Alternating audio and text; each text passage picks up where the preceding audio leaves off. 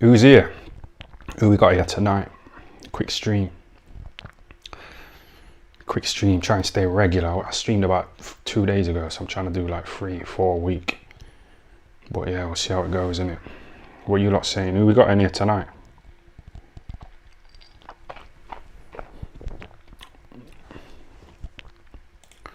Why ain't no one chatting? Oh, they're chatting. Yeah. What you lot saying, man? Look at all the people instantly here, Ty, laughing face. That's what I thought, you know, just before I streamed. I knew that you lot would be waiting, you know, for me to press start stream. But yes, like someone was asking me to go live, innit? I wasn't really feeling it, but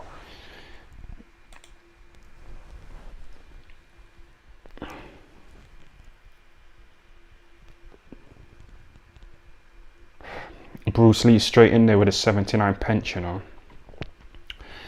Thanks for that. It's not worth putting on the screen, you know, because I have to fiddle about with the settings and stuff like that. But thanks for the 79 pence, Bruce Lee, yeah. Big up the cult leader, yes. Same to you, man. Gotta love it, Ty. Laughing fit, yeah. AJ and Froch back to being fake mates. Yeah, Carl Froch put up a video, didn't he? I ain't seen it yet. And he said he's like made up with someone. Is that who he's talking about, yeah? Joshua. What happened? I should have watched it, you know, before I did this. The Boxing King media series is class, laughing face. I don't know if he's being sarcastic. I was thinking about it today and it was a bit, I was starting to like cringe. I was like wincing, you know what I mean? Just thinking about it. I don't know if I'll do any more. I might do, innit? That one with that woman, that stupid woman from OnlyFans, that kind of went down okay.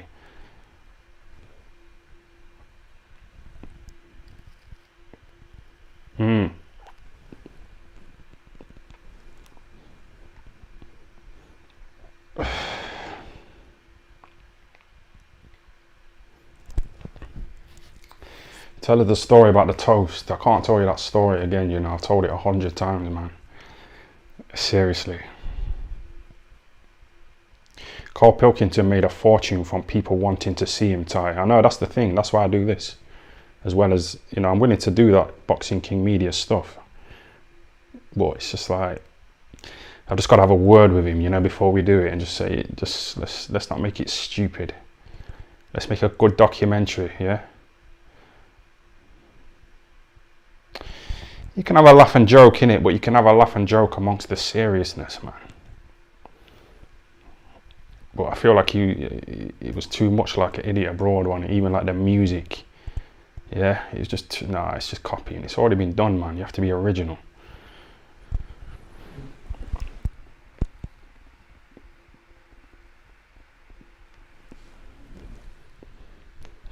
The voiceover guy violations you too much times. Sometimes, yeah, he's trying to go for like, you know, that Come Dine With Me. He said he's trying to like mix Come Dine With Me with Idiot Abroad. But yeah, like I said before, like sometimes you can go too far in it and it just comes across as corny, man.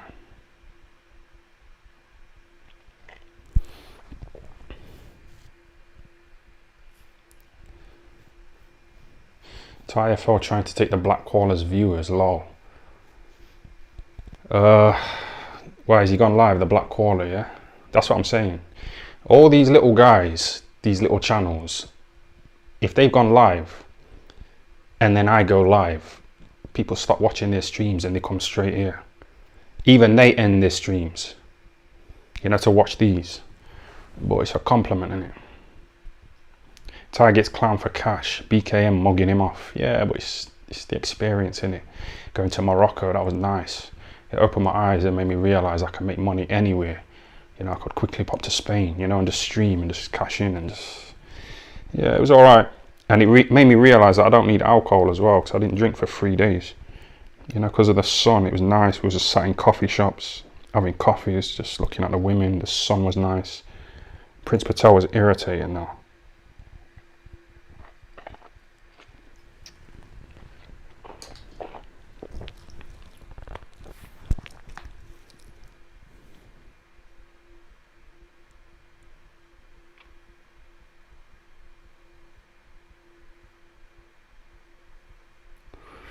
What's Patel like off camera? Well, I said it before.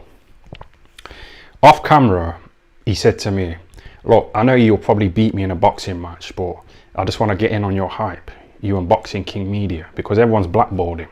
He had a fight the other day, Prince Patel, and I don't even know if he won or not.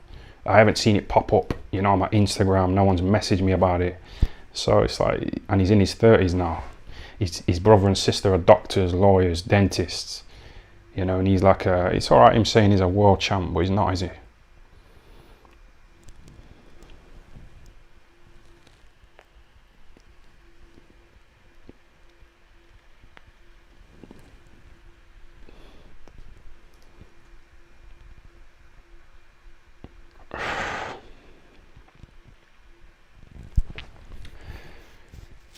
And like when he got to Morocco, when he got to the airport, yeah, in Morocco, you have to like change your SIM over, you know, so you've got internet, but it costs like £30.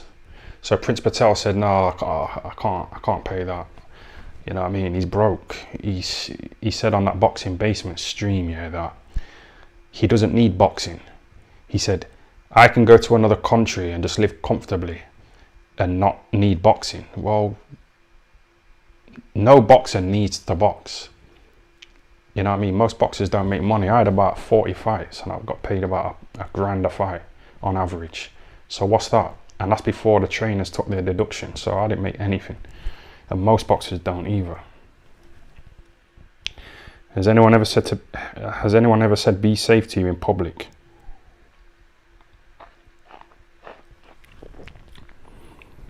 I was getting a hand job in an alleyway. True story, in town, and this guy, like these couple of guys were like walking past saying, all right, time, be safe, yeah, you know, like recording me and that. It does happen. It happened earlier on as well. Some Asian guy, you know, driving past.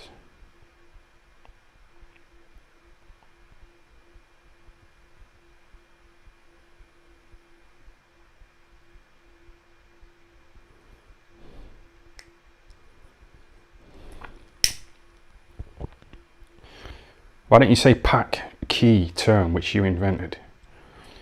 I just don't like saying it. I'd rather just say the actual word, innit? I say it off camera. But YouTube is sensitive, aren't they? Top G likes Tommy Robinson. Yeah, Tommy Robinson is... You know when I streamed, the last stream I did, yeah, and I said that I spent all night watching Tommy Robinson videos. And I said like... I like him, innit? I agree with him. But I say I agree with him, but when he says things like 80% of the grooming gangs are Pakistani Muslims, I don't know the statistics. Yeah, I don't know the statistics, you know, for me to say, yeah, I agree with him, because I haven't looked into it like that. But a lot of it does make sense, but a lot of it doesn't make sense. Like they're saying he's paid, you know, by Israel. You know, they're saying he's part of Mossad, which is an Israeli intelligence agency. But like, you know, if he's supported by the elites, why comes he's always blackballed? How comes people are saying that when they write his name in a Facebook status, they get shadow banned and get strikes and stuff like that? So that makes sense, you know, if the elite, if these J's, yeah, if these J's, you know, run the media, the banks, the pharmaceutical companies, yeah, I don't know why he'd be blackballed, you know, if he's one of them.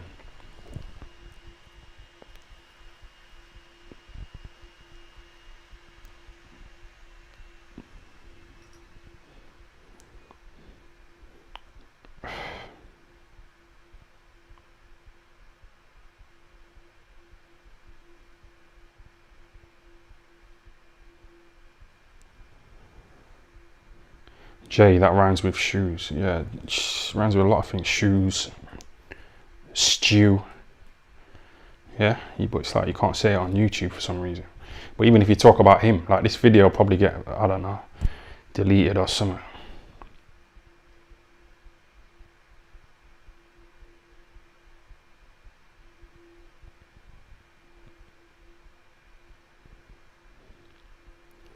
So I just date a black woman till... Oh, I don't know what you said, man. I ain't dating no black women at all. Zero interest. I walked past so many today and there was just no attraction. Normally I'll stare at women in the streets, you know, when they're walking towards me. Or, it depends. Sometimes I don't look at them, you know, because they kind of want you to look.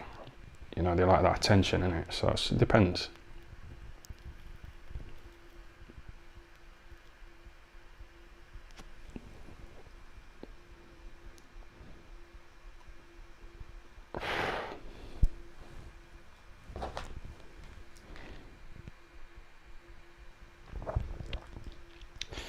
Like I say, I wasn't really feeling it today, but we'll just drag it out for about fucking whatever. The Skype wanker went in on Froch. Wow, what did he say about it? But that's what I don't understand as well about this whole Tommy Morrison thing. You know, if I say Tommy Morrison, you know what I mean, innit? Tommy Robinson. I always get them mixed up. But this Tommy Morrison guy, yeah, who founded the EDL, what was I going to say about him? Someone just said something interesting.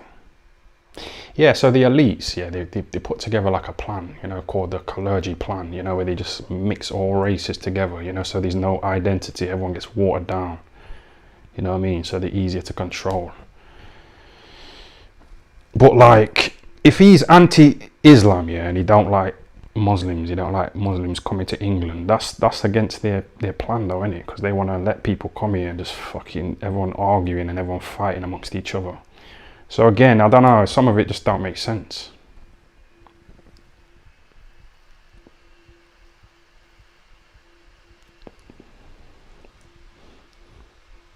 If he's part of Mossad, yeah, he'd want Muslims to come here because he knows like white British non-Muslims don't like Muslims. It's not even that they don't, see, that's another thing as well. They chuck around this word, Islamophobic. But just because you don't, say if you're white and you're British and you're not a Muslim, the fact that you don't want this country like flooded with Muslims, that don't mean that you're Islamophobic, does it? It just means that you like the British culture, yeah? You like drinking beer, you like fucking women, yeah? You like going to football matches and getting drunk, or boxing matches, you know, like our Saudi's really dead. You know, shit like that. You like bacon, you like Christmas. You like all them British things. If just say if England was like the majority Muslims, yeah, it'll be hard for people like me, you know, to fuck. Because obviously I can't bang a Muslim, can I, realistically?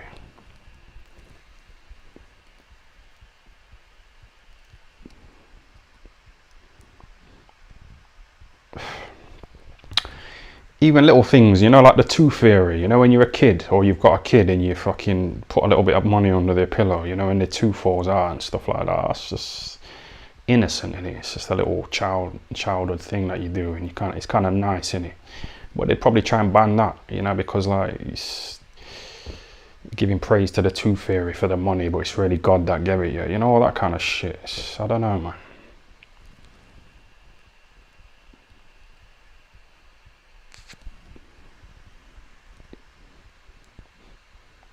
Britain first. It's not Islamophobic, but that's what they keep saying about this Tommy R0binson.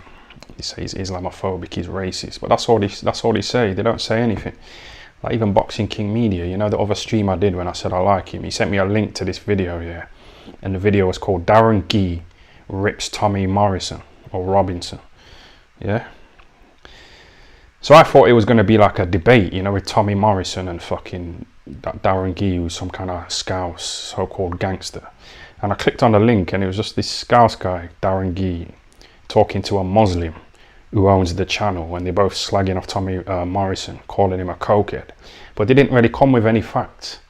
They were just saying, oh, he's a cokehead. Look, you can tell by the way he talks. He's all over the place. He's a cokehead. He's a cokehead. What's that? What kind of shit is that? What kind of argument is that? You're not refuting anything he's saying. You're just calling him a cokehead or an Islamophobe. You know, those buzzwords. Racist.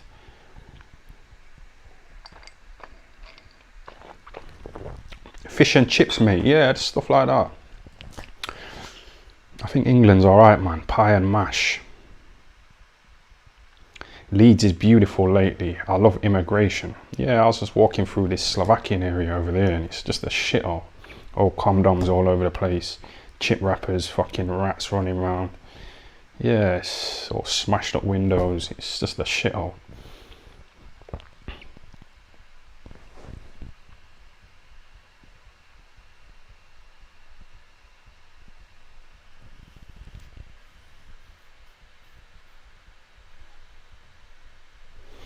R.I.P. England.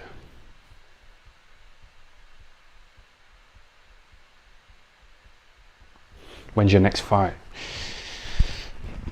For a jab today, you know, at a leaf. It was a good solid jab. It was a really fast jab, rapid. I think I will box again.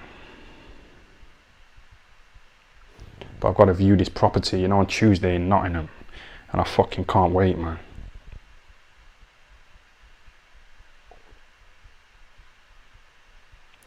Time, what about Hyson Green in Notts? You ever been? Yeah, that's a bit of a shithole as well. That's like a black area, an Asian area. But you've got some nice Jamaican food places there, and there's a few prostitutes, but forget that.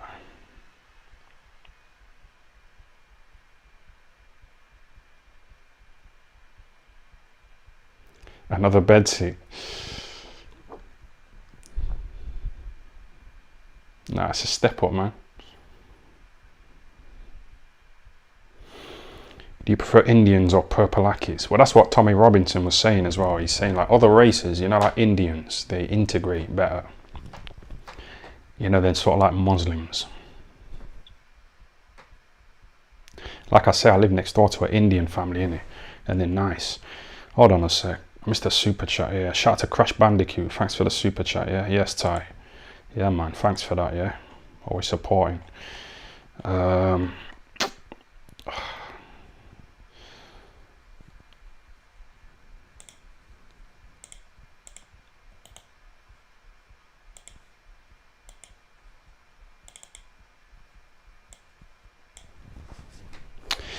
Because like Muslims, they don't want to live in they wouldn't want to live in an all white area, would they? You know, where people are drinking beer and sleeping around and eating bacon and all that.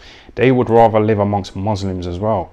So, you know, when white people say that, they get like slandered, don't they? They get called racist and all that nonsense. It's just fucking common sense, man. Like, birds of a feather flock together. You want to be around like similar people, innit? I like Boxing King Media, innit? But I'd rather go on a night out with someone like Coogan. You know, because he drinks and he sleeps around and he snorts coke.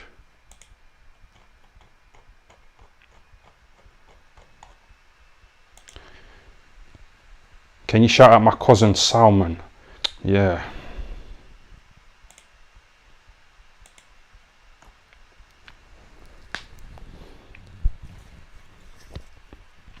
Who's your favourite Muslim, Thai? There was a guy who used to train in the gym. I interviewed him, you know, when I used to work for Coogan. He was like 4-0, you know, in the pros. He was like mixed race as well, but he was a Muslim, but he didn't try and like ram it down my throat, man. Yeah, I used to have a nice time with him in Sheffield, you know, before he moved back to Leicester. But Leicester's near Nottingham, so I'm going to catch up with him again. But it's not a hatred of Muslims, is it? It's just like I say, man, you want to be around your own, innit?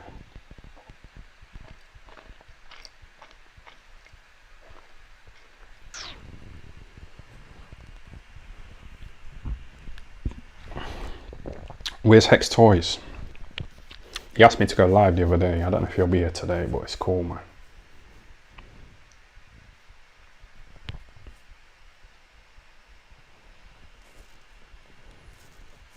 Do you want to be around mixed race more? I'd rather be in like an area where probably the majority is white.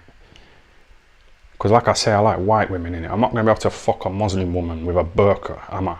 So when I look out my window and that's all I see walking by, Muslim women with burqas, it's like, well, how's that? You know what I mean? It's not beneficial for me sexually, is it?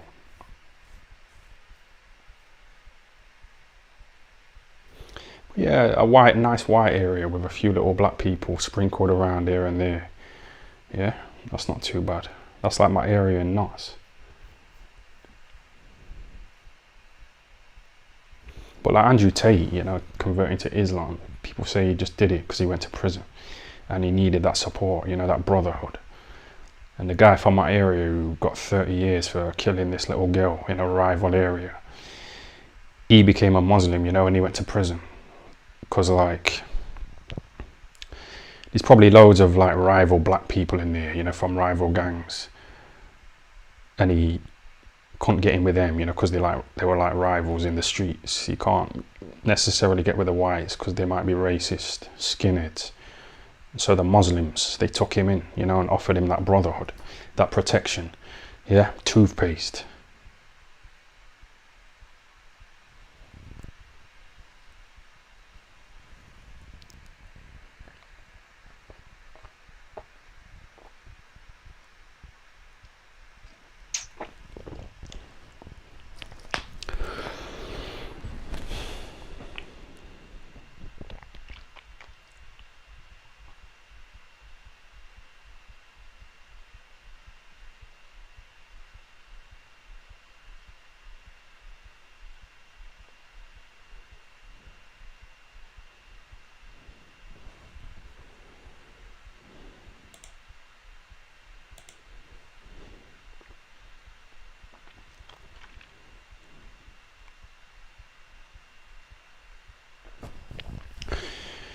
Do you think IFL Umar is a good Muslim? No, he's not. He's westernized. He's westernized. This is what I mean. A lot of it's not real, man. They're not real Muslims, a lot of these guys. It's just something that they inherit. Because like when they're babies, they're hearing their parents talking about Islam. And this is the true God, and this is the true book. And, you know, this was the true prophet, the final prophet. So they're not real Muslims. Imagine if, just say if I was a Muslim, yeah, my mum and dad were Muslims, my brothers and sisters are Muslims, my aunties, uncles, my mum's friends are Muslims, their kids are Muslims that I've grown up with and become friends with. Imagine when it's like Eid. Imagine if I just said to everybody, I've got an announcement. I don't believe Islam is the true religion. I think it's a load of shit. Yeah? You know, look at the response I'd get from that. So a lot of them just accept it, but they're not real. They're not real. Look at Wakey Wines selling alcohol. It's fucking stupid, man.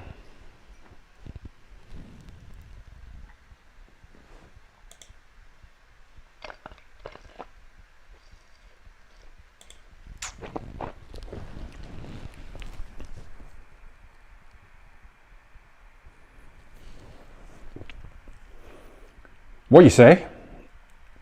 Anthony Robertson, Gov ignored Tommy's wisdom and done a job on him. Yeah, but that's what I don't understand though. You know, if he's like part of that, why are they switching up on him?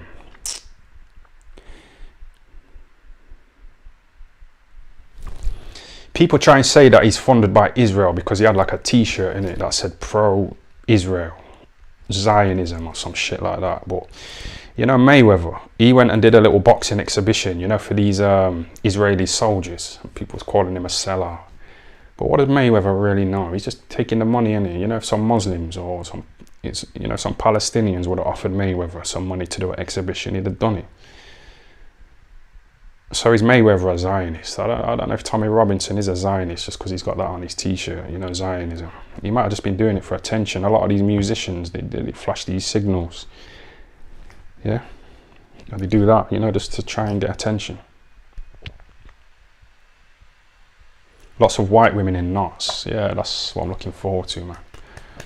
Just make that break, just fucking get out of here once and for all.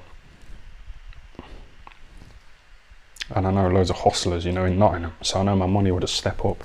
I don't know Sheffield. I don't trust these fucking people.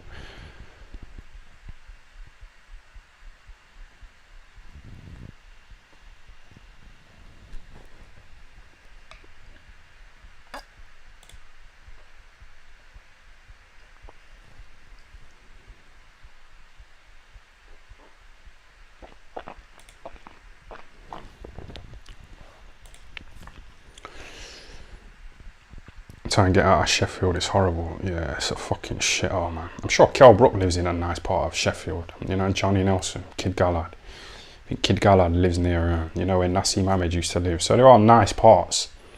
And I got on a bus one time, yeah, and it went through this horrible, dirty Somalian area, this Asian area, this Slovakian area. But then I just stayed on the bus, innit? I think I was on a mad one. I was just sat on a bus going anywhere. And then the bus went to this far out place in Sheffield, and it was like a nice white village. You know, where there was a pub and all these white people sitting down together, talking, laughing. They all knew each other. It was a nice, safe community.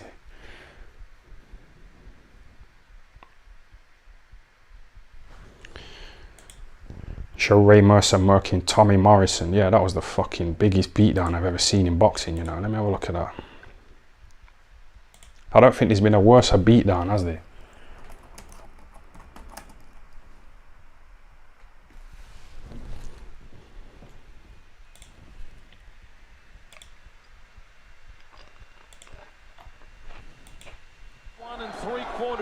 Last 5 fights he's been between 223 and 227. Mercer 10 pounds heavier than his fight against Damiani. Morrison, you already got your instructions. Yo, where's the sound at? In the dressing room, all right. Give me a good clean fight and I will not bother neither one of you. 2 C's you must remember. Yeah, 15 by Morrison. And there's 7 by Mercer. And this is... The ring is a puncher's mat. Yeah, so this guy, the white guy, Tommy Morrison, he was in Rocky. I think that's one of the best ones. Either that one or Ivan Drago. He was like a little fake Don King in there as well, wasn't he? But he gets messed up. It's an unusual to take Morrison out of it. Just let the referee set boxing around Tommy Morrison and landing shots. 4th round action. Mercer turned it around that round with heavy shots like this. Good fights, and Morrison has in his 27. Yeah, this is where he fucks him up, I think. Mercer. It was definitely curious. Morrison may be going. Yeah, the ref should have jumped in then, you know, when his head went like, yeah. Oh, man, that was unnecessary. Should have replay. Hands started coming down in this 4th and 5th. So what started it? What started it? Did that catch him on the I think I caught him on the temple, you know. I think that right hook caught him high. Because he was like falling towards the ropes. Look, see on the temple, I got hit with a shot like that and it does fuck you up. Throws off your balance. I think he's gone. That's just the start of it. Nice body shot there. Brought his hands down, yeah. Left hook right in there. Watch this left hook. The ref should have stopped it there. It's good to see it carry on. 4 right hooks. Left hook, finisher. Too many punches. Here it is again. The heavy shots from Mercer. The combinations. Morrison is trying to tie up, but just can't do it. Tony Perez needs to step in, and that's all. That's enough. We'll be back with a champion, Ray Mercer.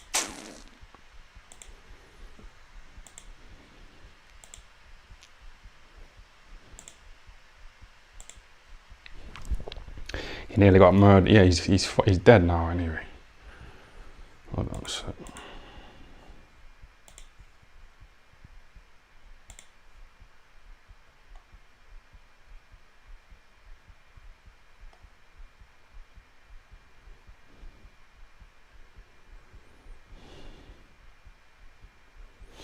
Yeah, but what did he do? He refused. His missus, his widow, started messaging me because I said, oh, he's a cunt anyway, that Tommy Morrison. Because he avoided a drugs test. You know, because he knew he had AIDS. He managed to avoid a drugs test, so he got in there with some guy and he could have infected the guy. And his missus was like saying, nah, that's not true. I don't know the ins and outs.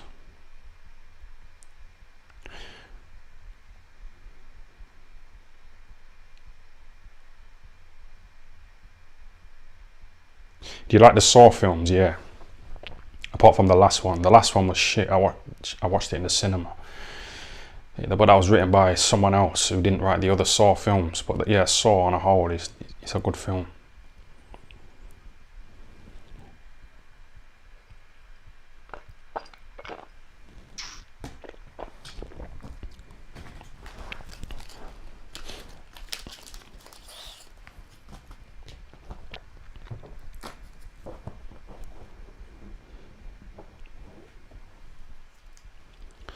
Ty, you're still wearing sunglasses on the lives, proper YB wannabe. Is he still going? I don't watch him at all. I really don't watch him.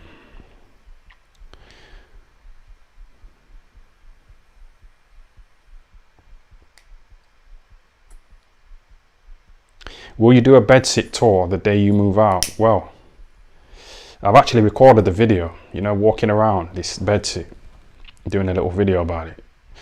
So I've already got the video, but I might stream it, you know, so you can see, like, whatever.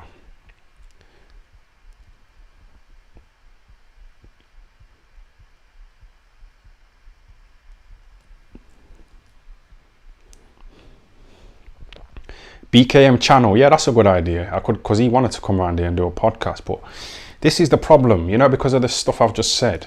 But, you know, anybody with any sense,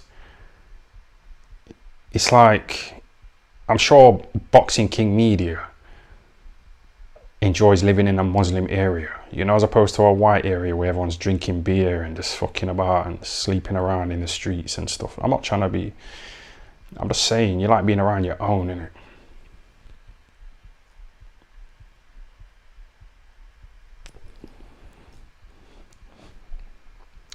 But that video that he sent me was just nothing. Two guys slagging off R0binson, you know, calling him a cokehead. It was nothing. It didn't prove anything. You know, that they were saying, oh, he's funded by Israel. So why don't you bring some like documentation in, you know, to like prove that he's being funded by Israel? Instead of sitting there like a couple of idiots saying, oh, he's on coke, he's on coke. You can tell by the way he talks, he's on coke. What's that got to do with anything?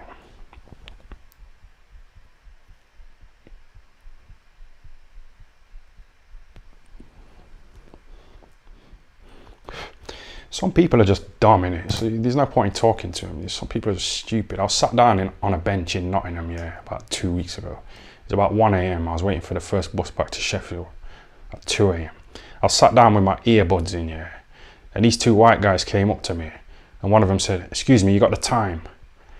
And I said, no, I ain't, you know.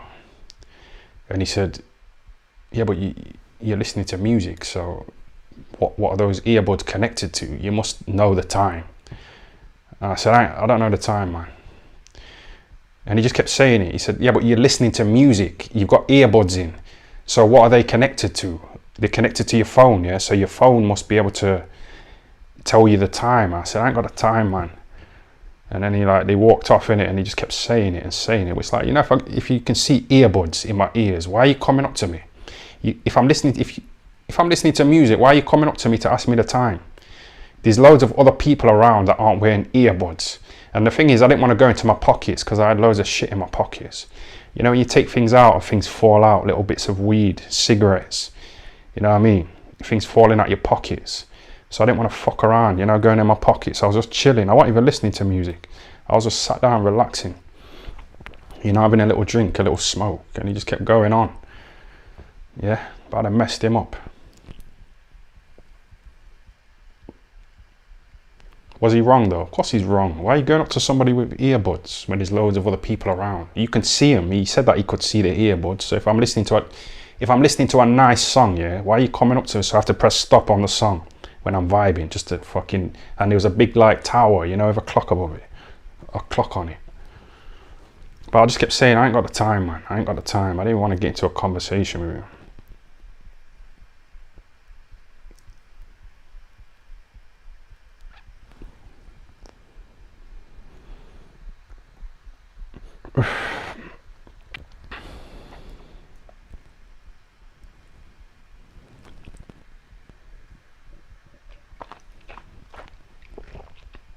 Integrate better in our society and tell the time, man.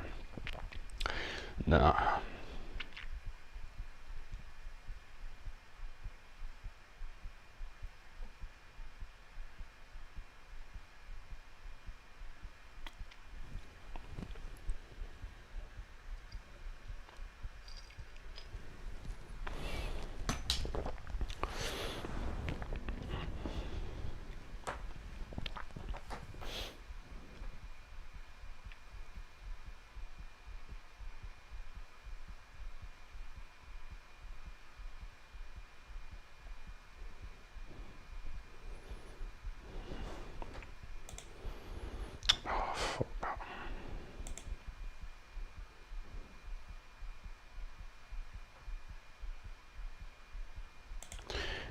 Were you sneaking around your mum's house that day?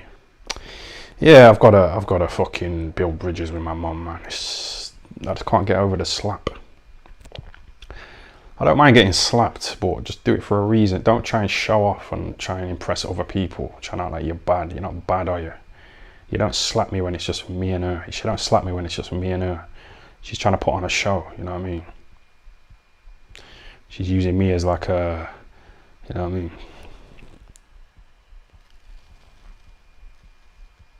I mean?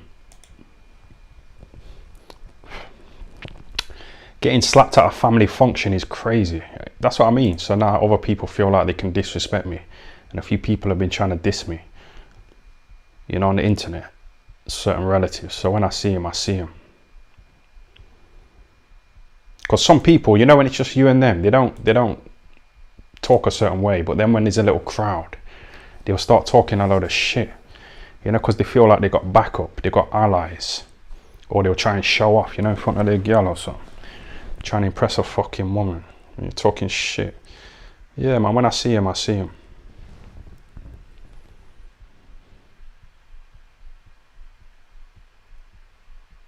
Do you think it's fine to slap your missus if she's wrong? I've said before, if a woman tries to put it on me, some random bitch, I'll knock her out, which I've done before on a few different occasions. But if it's like a wife and she slaps me, I'll just grab her up. I'll just shake her up. You know, just tell her, don't bother slapping me again. But I won't hit my wife or girlfriend or mum. But it's just some random bitch in the streets. Equal rights. Yeah, that's what I'm saying. That's what I said about these women. They want to pick and choose, innit? But they can't do it with me.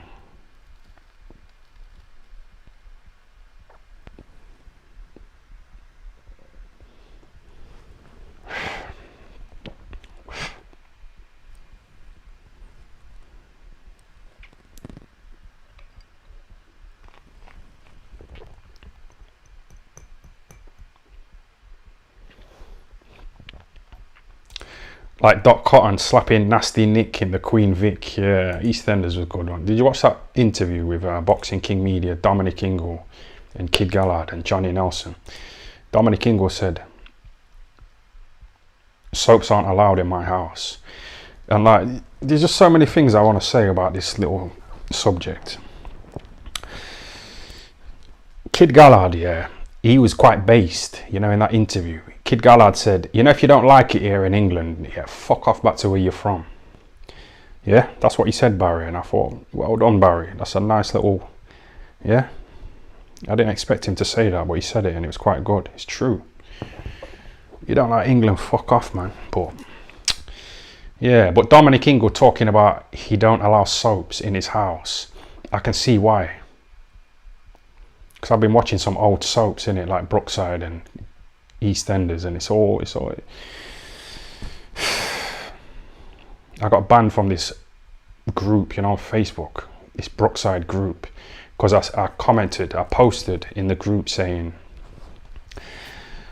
the thing I like about watching Brookside, which is a soap set in Liverpool back in the day, I commented in it and I said the good thing about watching old episodes of Brookside from 20 years ago is that there's a lack of diversity and races, because it was mainly white people in it. There was a couple of brown people, but it was mainly white in it, and it was just nice to see. But you know, now it's all fucked up. And you know, the clergy plan, just get everyone in, all these races, all these religions, get them fighting amongst each other, just fucking mess them up, mess up society, man.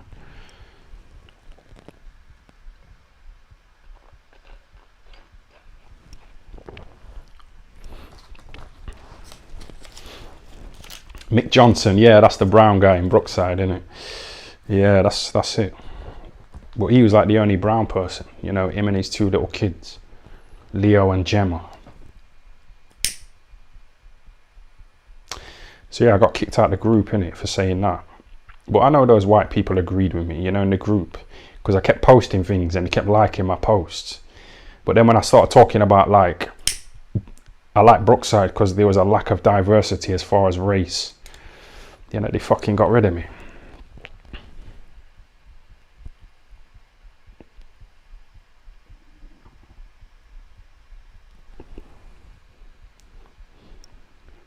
I remember the incest storyline in Brookside. Yeah, the dad, Trevor Jordash, he molested his daughters, didn't he?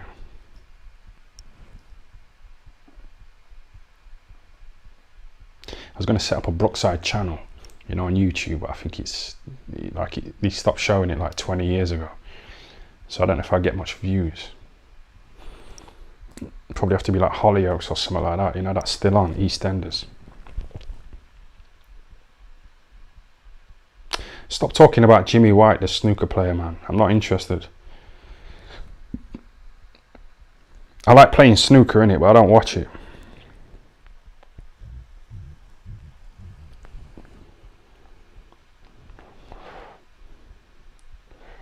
Try and set up a serial killer channel. That was the idea as well, but I think when you start getting heavy like that, YouTube, I don't know, they're a bit sensitive.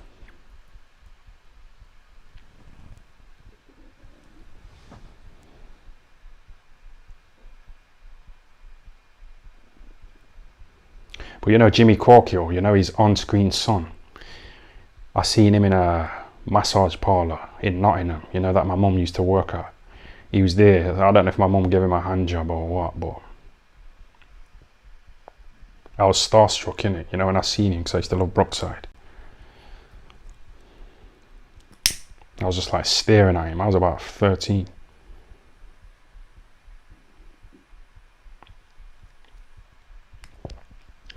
I don't know how this channel has survived till this point, frankly. Well, I'm on the ropes. I'm on the ropes, man. You know, like against Eubank, but I can't quit again. Because I kind of quit, you know. I didn't quit. I didn't climb out the ring or take a knee or any of that shit. But I didn't dig in. You know, Kell Brook when he boxed Carson Jones. You know, the first fight, Kell's face was all bust up. But this is before he made the money, Kell Brook. So he knew, yeah, that he had to fucking win the fight, man. So he stuck in there, Kell Brook. You know, even though he was busted up. You remember that fight back in the day? I just showed a part where a man's bleeding up. We'll wait to find out. Time is running out. Just over 10 seconds to go in what's been an enthralling war. And Kell Brook has a respite. This guy added me on Facebook as well. It's Carson Jones guy. But yeah, look at Kell. He's got nothing. All blooded up. Let me just show the last 2 minutes. Let me show you the last round. So this is before Kell Brook made money, yeah, like serious cash. You know, the Golovkin payday and stuff like that. £4 million. 2 million for fighting Errol Spence. 8 million for fighting the Skype wanker. You know, them kind of big paydays. This was before. He's probably getting about 200 grand, you know, for this fight. So he knew he had to get through it. He had nothing. And that was like me against Eubank, but I didn't dig in like Kell Brook did. His nose is bust, he can't breathe. He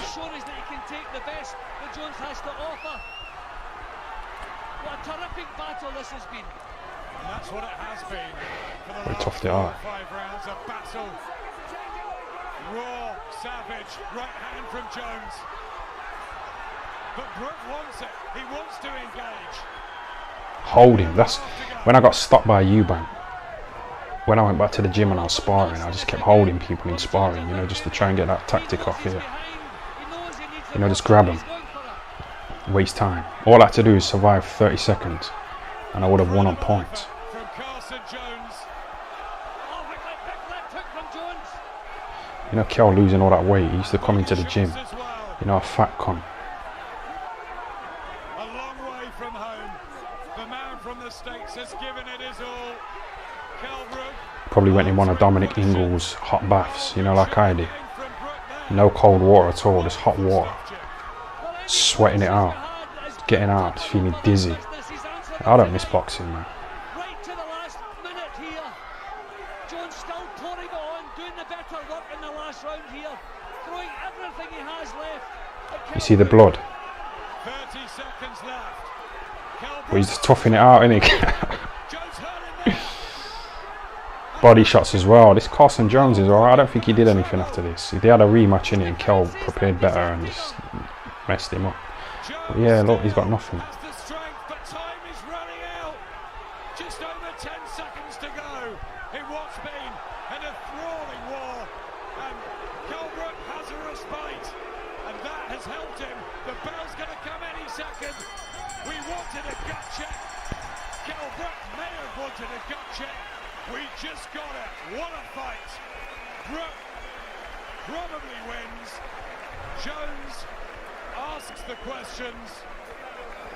What about that? No, that was tremendous. Survival. We wanted a fantastic performance from Kell Brook tonight. We got it, but no.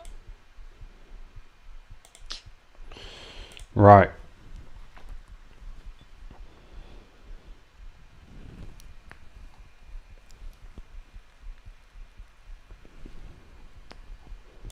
Did you see Kid Gallagher say go back to your own country? Yeah, I spoke about it just a minute ago. And I like what Barry said then. It's quite unexpected, but yeah, it was good to hear.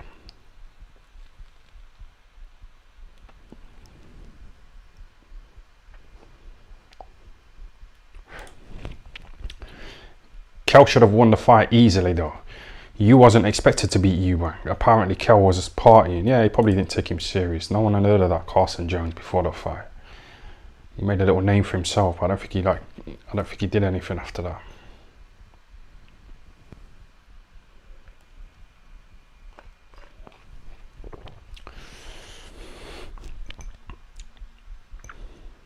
He will be telling you to go back to Africa next. Well, that's the thing, man. I'm not from Africa, innit? Well, technically speaking, we're all supposed to be, but Tommy Robinson was talking about the high reproduction rates, you know, of Muslims, Pakistani Muslims, you know, in this country. So he's saying that eventually, you know, the white British people, they'll be the minority. What do you think of that? Do you like that or not? Would you like to live in a country where it's Sharia law?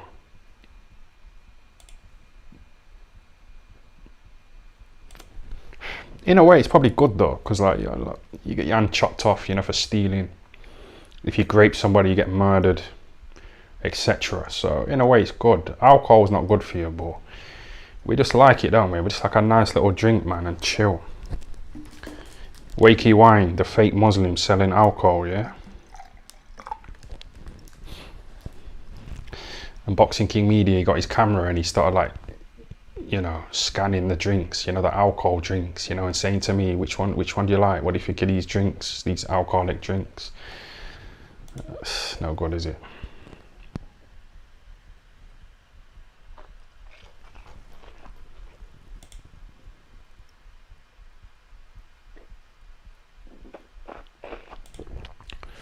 Froch told my mate you was a prick playing golf. Froch told my mate you was a prick playing golf. Oh, Carl Froch was playing golf and he called me a prick, yeah?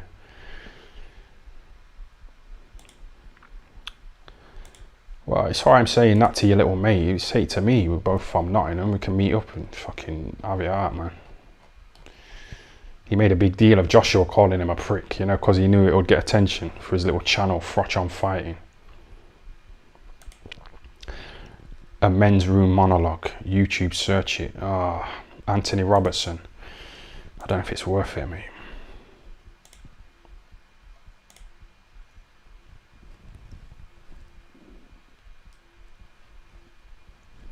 Like I say, Carl Froch said, oh, Joshua called me a prick. Anyone who calls me a prick, you know, I'm going to put it on him. I'm going to call them a prick. But I've called him a lot worse. And he said nothing to me. But I think Dominic Ingle talked him out of it, saying, oh, Carl, don't worry about time, man. Don't worry about what he said about you in his videos. You know, he's living in a bedsit. Yeah? You're a millionaire, Hall of Famer. He's living in a bedsit. Yeah, he split up with his missus. Don't see his daughter. He's a bum. He's a drunk. You know, Dominic was really feeding Carl Froch a lot of, yeah.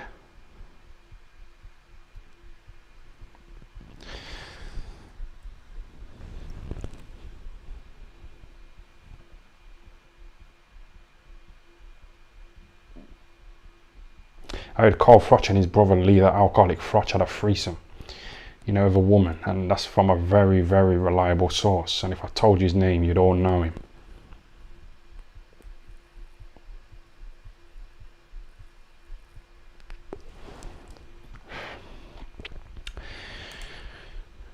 Hold on a minute. Carson, go back to your own country. I don't really watch his channel. You know, if he was talking about R0binson, I'd probably tune in. You know, if it's something a bit more solid than talking to fucking, what's his name, Peter Fury, or who else has he had on there? He had that Joey Barton on there.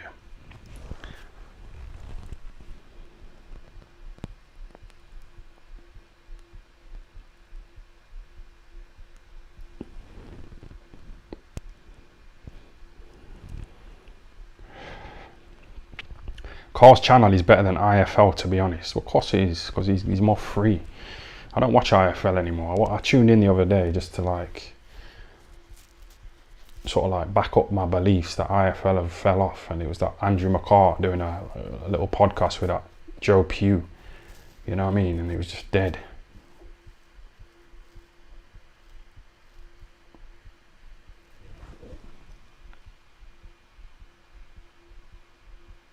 Coogan's quiet these days. Yeah, I rinsed him for years, and I think it did affect him, and then the FBI raiding him, and you know what I mean, banning him from a load of countries, and him feeling guilty about what he did to James Helder, you know, that weighing on his conscience, because people message him every day, you know, slagging him off.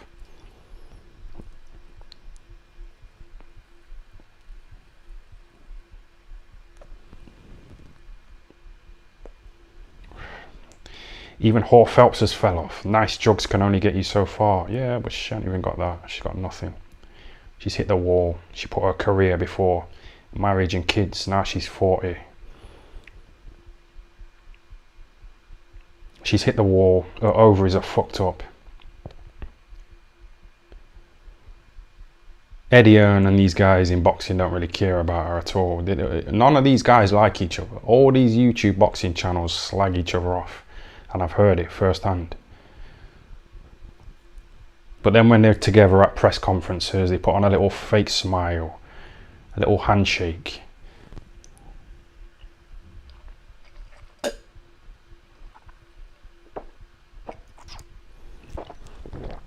It's not genuine.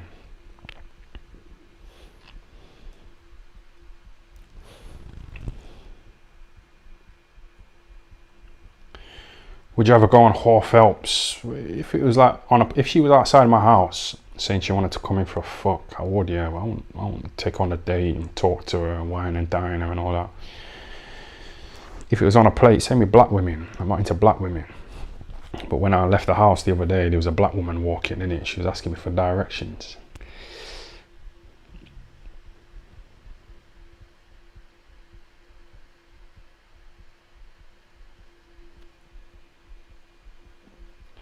R0binson is going to end up like Jay Slater, bottom of a cliff. Yeah, but I thought he's backed by the elites, Tommy Morrison. So, which one is it? Is he or not?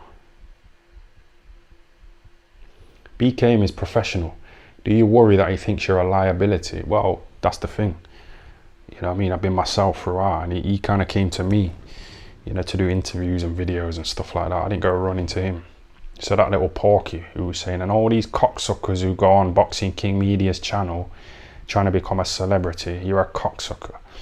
But you see how he didn't say my name? He knows not to mention my name, Porky, because he knows I'll mess him up.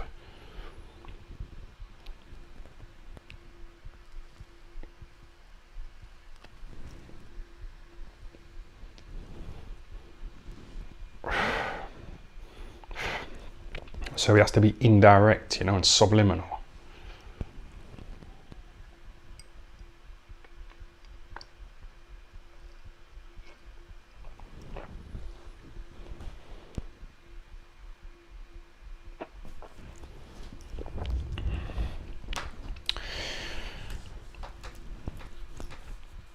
Where's the Black Caller? He's not here today.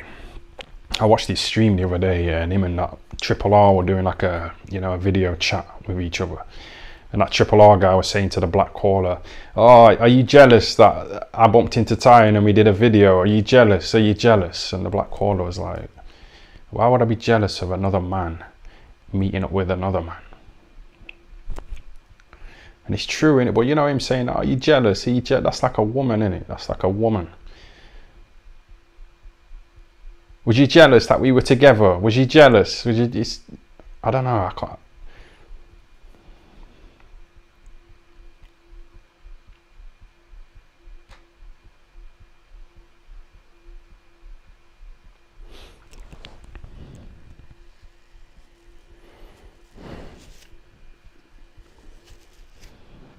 That's why I don't let him round here as well, because he's like that Stan. You know, in that Eminem song. What did Eminem say about Stan? What were those lyrics? What's all this shit about you want us to be together? That kind of thing will make me not want us to meet each other. And it's similar, isn't it?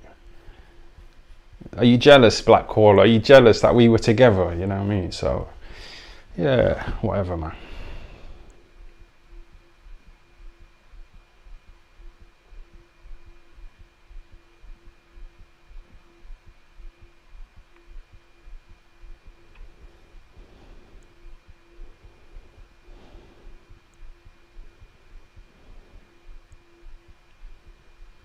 That works for views though, or for Triple R. Yeah, do what you're doing. Do what you're doing. I said it before. Him going to the police and showing him a picture of me on his phone, saying, "Do you know who this is? Do you know who this is? You know this guy Titan Boo. Do you know him? Do you know him?"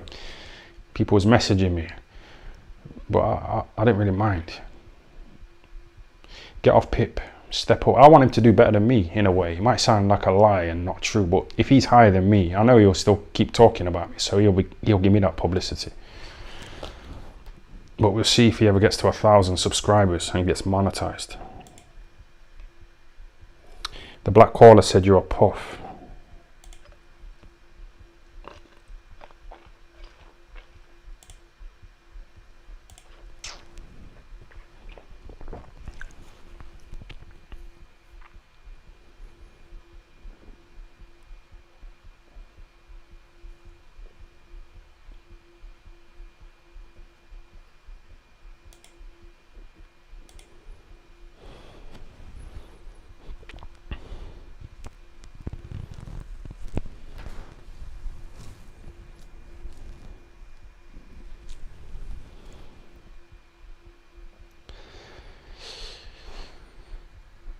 He was happy to see me though, man. He was grilling teeth. Yeah. He's alright, but he's a weirdo, so you have to keep him at distance. Don't let him around your house with his listening devices. Yeah, don't do any of that, but just like him from a distance kind of thing.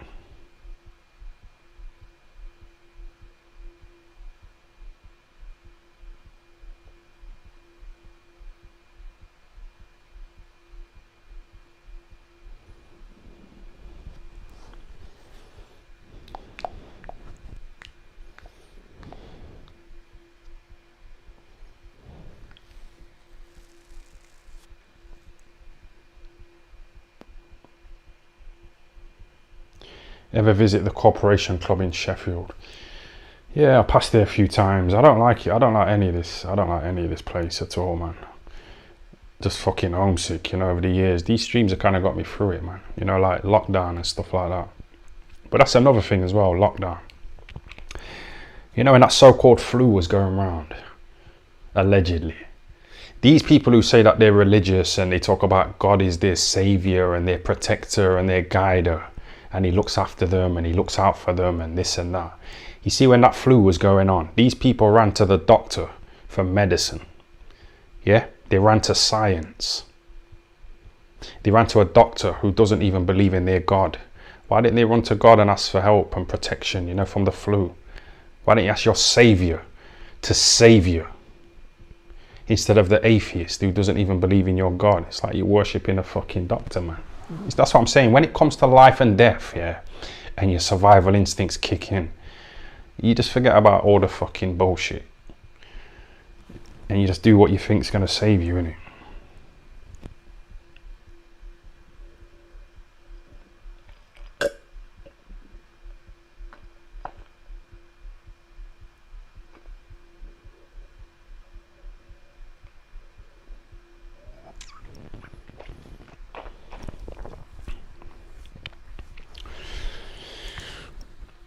Ty, how's your nephew doing? He got arrested, you know, for carrying a hammer around in Nottingham. So he had to go to the police station. So I need to find out what happened. He was in here the last stream, but I didn't really interact with him.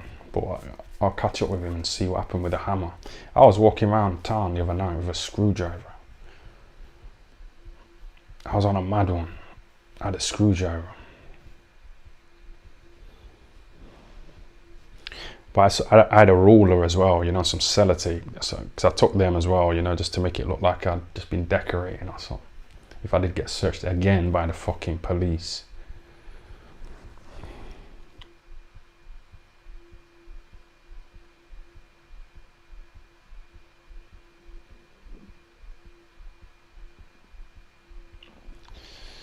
All these tools and no job. Who, me? Yeah.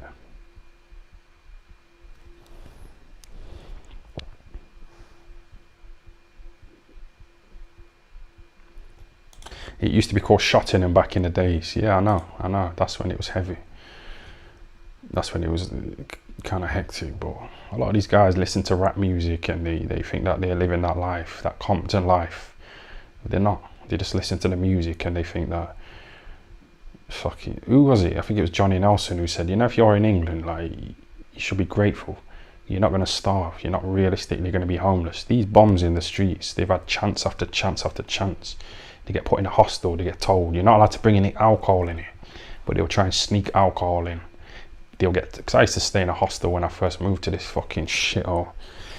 He said, you can't bring alcohol in here. You have to be in by 10 p.m. And I was on the boxing in it, so I didn't drink. I used to go to bed early, so I abided by the rules. But these bums, they don't want to stick to the rules, so now they're in the streets. So I got no sympathy for them.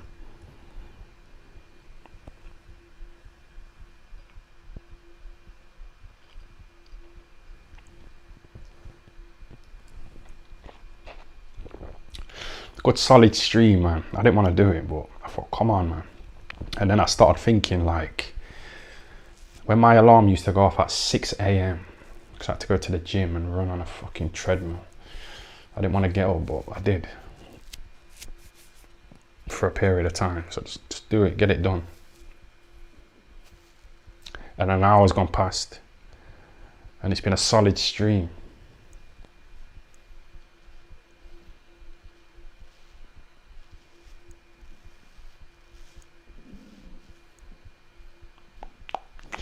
Wrap it up, someone says. Shall I wrap it up? Yes or no? It's been an hour. So let's go shoplifting in Tesco's. I went to the pound shop the other day. I stole some bin liners and some mosquito spray.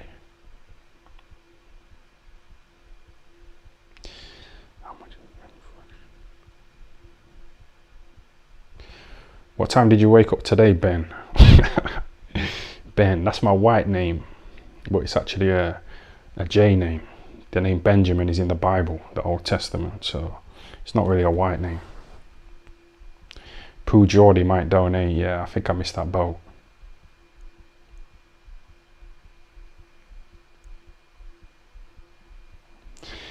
See if he comes back. He might not. Benjamin Netanyahu. Yeah, that's the Israel president. Well, it was Benjamin Netanyahu. So I was going to change my name by default when I changed my name to Benjamin. I was going to call my name Benjamin Netanyahu. Yeah.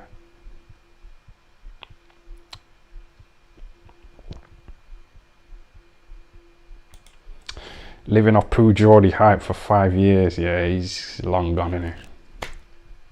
I had my chance and I insulted him talking about his DMs. And he messaged me on Instagram saying, can you stop talking about my DMs? And I said, okay. And then I think I carried on talking about his DMs.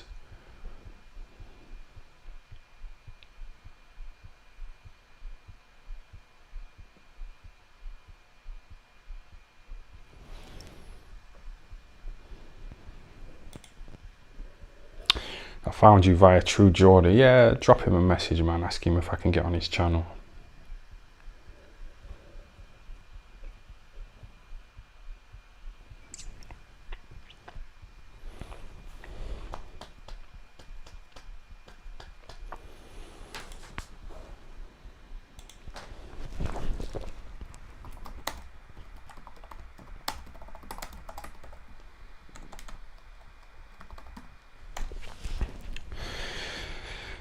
I don't know if you can, you know, when I played that Kell Brook video, that fight, could you hear the audio? Because I plugged my earbuds in, you know, via Bluetooth. I don't know if the sound's on, but someone set up a channel called Ty and Patrick Booth Clips, and it's quite good. It's quite a good channel. It's not me, it's nothing to do with me, but You know, he's kind of made a few videos, a few funny videos. Can you hear it or not? Could you hear that Kell Brook video? I mean, yeah. Oh, you can hear it, yeah? For some reason, I can't hear it. I'll just play it, see what you think of this.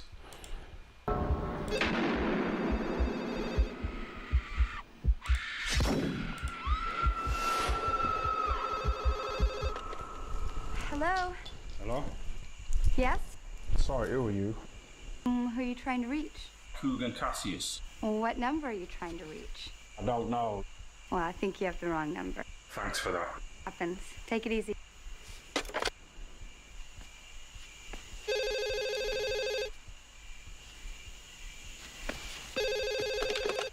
Hello? I'm sick of being rejected by women. Well, so why'd you dial it again? I'm gonna make a sexual move. You're forgiven. Bye now. Listen, What? how many times do you wipe your bum when you poo? They've got 900 numbers for that. See ya. Fuck you then.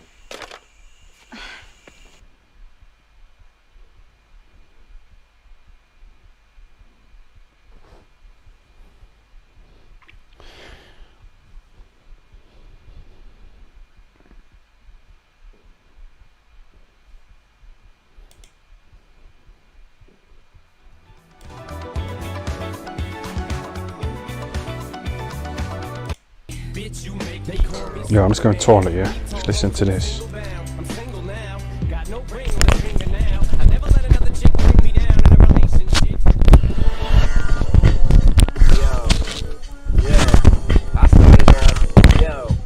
Yo, my name is Shady, his name is Proof.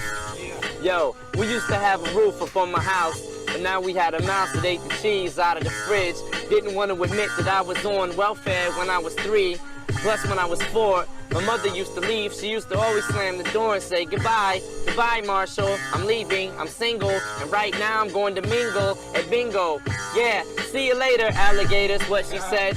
Then I would always stay at house freezing till I'm dead, cause it was cold inside the house, we never had no heat. Your Brook used to come walking up right up the street and be like, yo, what up, Em? How you doing? I used to be like, yeah, man, it's good to see you, dog, but my life's ruined. Cause my mom just left. She left my brother Nate, and I hate the fact that we never had no food on our plate. So then Proof said, what up, Em? Yo, so I said, Proof, won't you come in? Yeah, come in, one time for that. Tango and Cash, Cane and Mango and Blast. Together, tougher than Alcatraz, prison bars. Driving foreign cars, yes it's me. Then my man Compadre, black and white, white and ivory, and black ebony. They can't step to me, weaponry is heavenly. They can't see us in the 313 vicinity. Hey yo, M, ha ha ha ha. Ha ha, I come in like ha ha, I'm ill like nah nah. And y'all don't wanna see me cause I'm ill with the skill and I get real. And I always keep it real when I build my garage back after it just got burned down. Sorry that my parents weren't always around, but it was really hectic growing up. But now I'm blowing up, so it don't matter. Every show I do, I'm always showing up to the club, drunk and struck as what? Can't say that on MTV. But remember little old wimpy me who used to always dream me be on MTV? Now you can't see me. I know you remember that rhyme. Hey, wait a minute. Yo, check it out. I'm about to flatline. Pass the mic back to Proof. Cause we get loose, we drink gin and juice, sip it cause we always raise the roof. Hey yo, we all up in your sight like cataracts. Me and M tag team, beat any y'all on some battle rap. See us next time, we stripping on your Cadillac. How you like that, swing you down like a battle axe? I'm down like a battle axe, I got a fatter axe to smash and I smash the cataracts. Cause I'm Cadillacs that I be driving when I be high up. Now you can't see me cause I'm reviving and surviving in the D every single day in Detroit. If rappers wanna step to me, they better get to the point, cause they don't understand the way that I do it. The fluid that I be spitting is never written cause I'm always bitten. Hey yo, we make your neck crack like a snare pop. We're fresh and they're not. So give it up, don't even do this, you're whack. In fact, you get flatlined, you need practice. We stick you like a cactus. No, you're not a guy, you're an actress. In fact, this is my address. This is my old address. I'm called, the street calls Dresden. Yo, dead presidents is what I'm resurrecting. Gotta say what's up to Desmond and J.O.B. Yeah. But yo, they don't help me do a thing. They never did. When I was a clever kid rhyming, I always used to go to school and climbing Hey, yo, the back baseball diamond. Hold up, hurt, shoulder, release the Kirk Loader. Yeah. For doing an interview in a minute or two, we gon' enter in you. In the nude, when we intrude. Don't mean to be rude, but yo, what's up, dude? How you doing, MTV? How you doing, Kurt? How you doing, everybody else in the world? You're getting hurt by this freestyle that I be coming up with, erupting and kick your mother in the tummy and in the stomach. Hey, yo, and all this we just done is freestyle. Don't touch that dial. Yeah. Hold it right there. I'm your worst nightmare. Wiping diapers on my high chair. What? Yeah. When I was this big, now I'm still bigger, but I'm skinny like a twig. Yeah. Skinny little white boy. Growing up, I like noise. I spike punching like. Hey, yo, everybody look for us to follow. We thrust the bottle, thrust the throttle, bust the bottle, over your head, train your thoughts just like custom model. Your guts is hollow, back up, poof and M. And all them whack MCs stepping to me, you say nan juice. Just remember that I hate you and yo, I can't stand you. Yeah. Bye-bye, goodbye, good night. Bye-bye, good Bye-bye. night. Bye-bye, good night. Bye-bye. Bye-bye.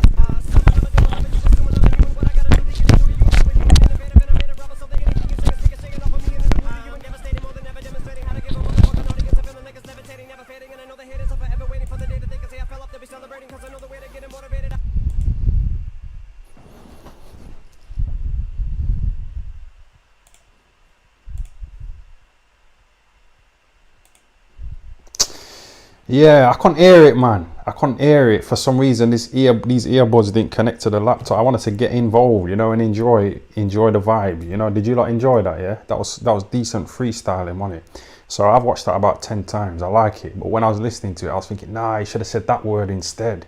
That would have rhymed better with that word than that. And I was thinking, I could be a rapper, man. Yeah, that was all right. You mentioned Cost Tomato, didn't you? You know, dropping names like that. That was all right, man. Nice little 5-minute rap.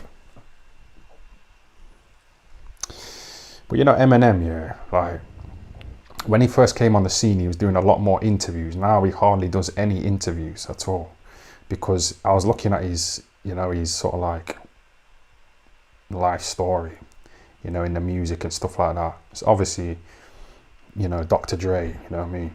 That's his boss, man. But above him, when you go up to a certain level, it's ran by these J's.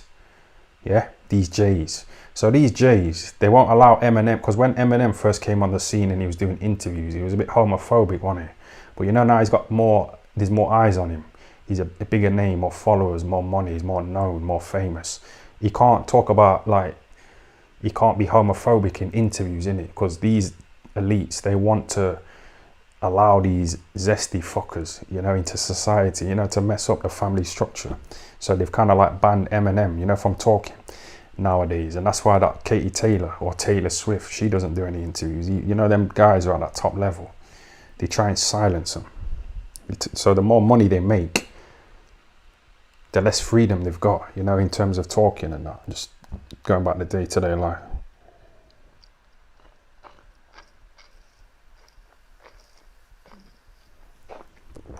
He's sat in a mansion. What, Eminem? Yeah, of course. Of course. He's got the money. But, you know, they've restricted his freedom as far as speaking, and he can't go out in public. Sometimes, I remember when I watched the interview with Eminem, he said sometimes he just wants to go for a walk. You know, walk around and that. But he can't, man, because he'll get mobbed. But that's the price you pay, innit? Do you want that? Do you want it or not? Do you want the fame, the money, the pussy, the this, the that, the other? Yeah, the mansion, the security, you know. So like when those idiots came up to me and asked me the time when I had my earbuds in, and he started complaining because I didn't want to take my earbuds out. Muppets. I'd have banged them both out as well.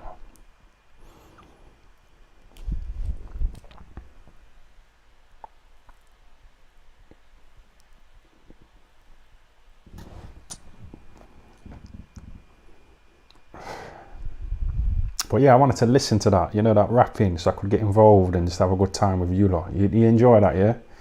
Yeah, that was good stuff.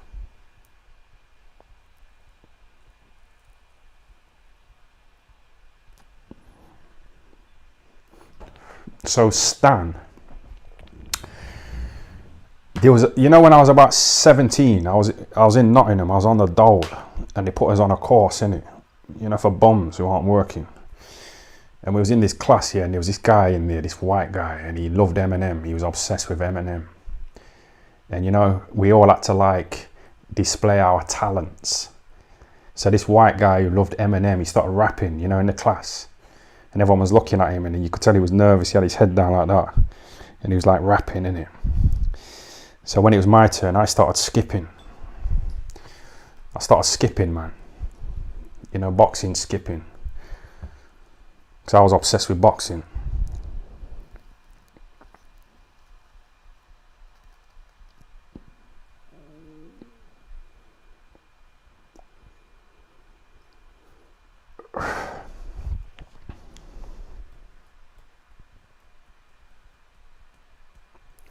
Where's the white guy nowadays? Still on the dole? I don't know, man. I don't know. I didn't know him, innit? But I just know he just kept talking about Eminem, you know, the whole time. And then he finally rapped. He plucked up the courage to do, because he couldn't do it at first. He was nervous, innit? But he did it, you know what I mean? And credit to him. Break the ice. Go for it.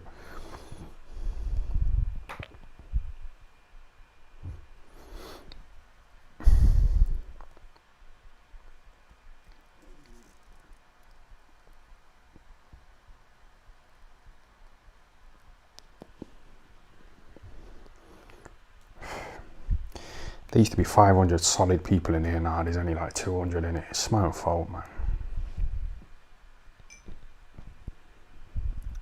Kind of envy my brother. You know, my brother, I got a brother who's a year older, and he don't fuck around with any of this internet. He's not on Facebook, Instagram. He's not desperate to get likes, followers. You know what I mean? That dopamine. He lives in the real world, man. He doesn't take selfies. You know, when that football match was on, England against Spain, there was 2 women. You know, and they had the whole hair extensions, fake lips, fake eyelashes, fake tan. They look half decent, but they're fake. So it's hard to say that they're decent. And they spent like 20 minutes, you know, taking photos. There was 2 of them. And they take a photo, yeah. I was watching them, innit? They take a photo, and then they'd both look at it, and they'd say, no, that's not that good. Take another one. So they took another one, yeah. And then they both looked at it again, you know what I mean? And just back and forth like that. They did it for like 20 minutes, you know, trying to get that perfect image. These women aren't happy. They're so self-conscious. But in a way, that's kind of based, because they know that, like at first I was thinking, these women are just superficial. They're just bothered about their looks and that's it. But that's their value, man. They know when they hit 30, you know, if they ain't cashed in on their youth, and they hit the wall and their ovaries are fucked up and all that. So in a way, it's kind of natural, you know, for women to be obsessed with their looks, because that's what men go for, innit? Deep down, they want to try and bag themselves a top guy, top T.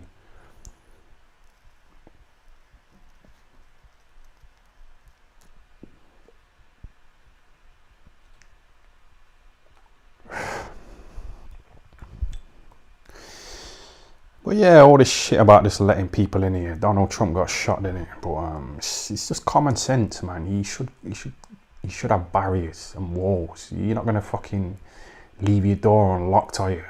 When you go to bed or you leave the house, you're not gonna leave the door wide open for people to just come in and start stealing all your shit. You gotta have your doors locked. You gotta have walls to keep these fuckers out, man. So a lot of these guys like R0binson and Donald Trump, I kind of agree with them, innit?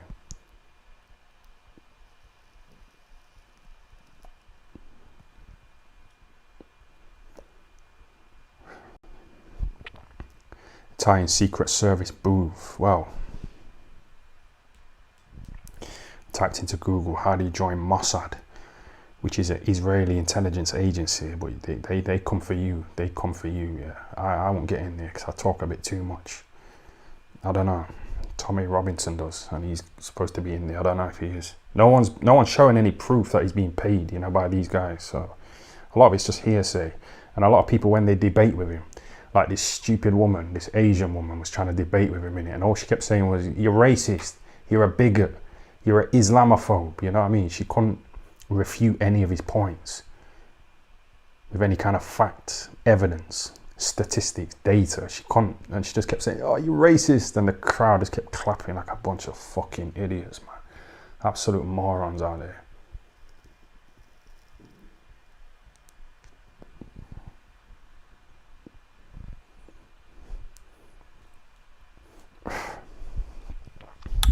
I'm gonna finish this and wrap it up, you know. I've got another one under the belt. I've got another one in the bag, another stream.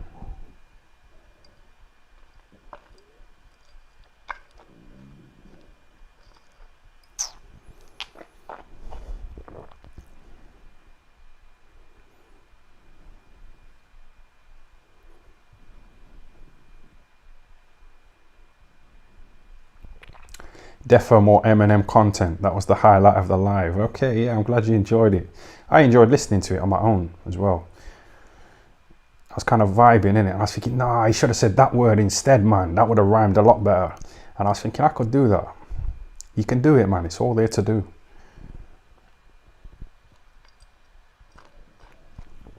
Back on the booze tie, yeah, back on it, man. Been on it. That's why I want to go to Knots, innit? Get a job. Structure, routine, go to bed early, get up early, stream at work. I want a job in a shop. Keep seeing TikTok videos of people in shops working, you know, and streaming on TikTok at the same time.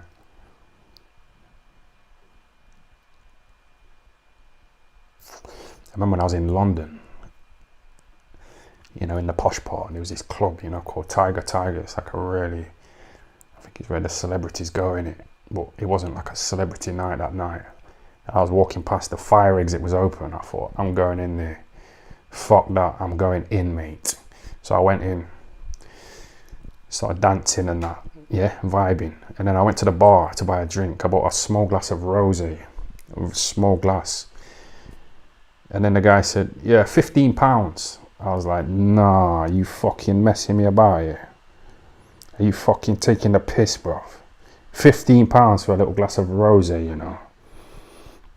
But I just bought it, innit? But because it was so expensive, when I drank that, I was drinking other people's drinks.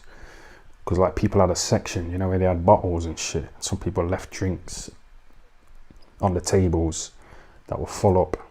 I was just drinking them, mixing up the drinks. I ain't fucking... That's a lot, innit?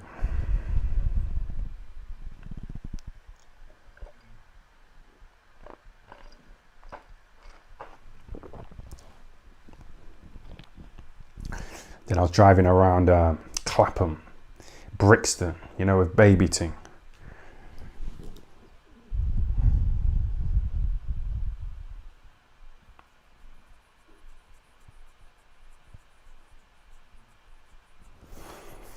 Have you ever spiked anyone tight? No, I ain't done that. Any chance of you doing a 40-hour-a-week full-time job? Well, that's the plan. That will really straighten me out, because my life's been really unorthodox, man. When I left school, I was just obsessed with Nassim Ahmed. So I didn't care about just getting a job, you know what I mean? I thought, fuck it. Because when I was 15, I thought, right, I'm 15, yeah? In 10 years, I'll be 25 years old. So if I train for 10 years solid, when I'm 25, I'll be as good as Sugar Ray Robinson. 10 years of training, but it just goes by like that. And I fucked up, missed the boat. So these women with the makeup taking pictures, they know there's a clock that's ticking, you know, on them. So they've got to really capitalize on it while they're still young.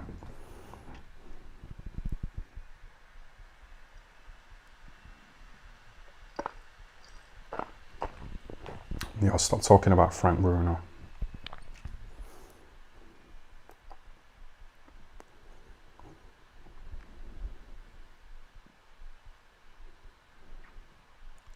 What we're saying, you had enough now, yeah? We got it in there, we got it in, we got it in.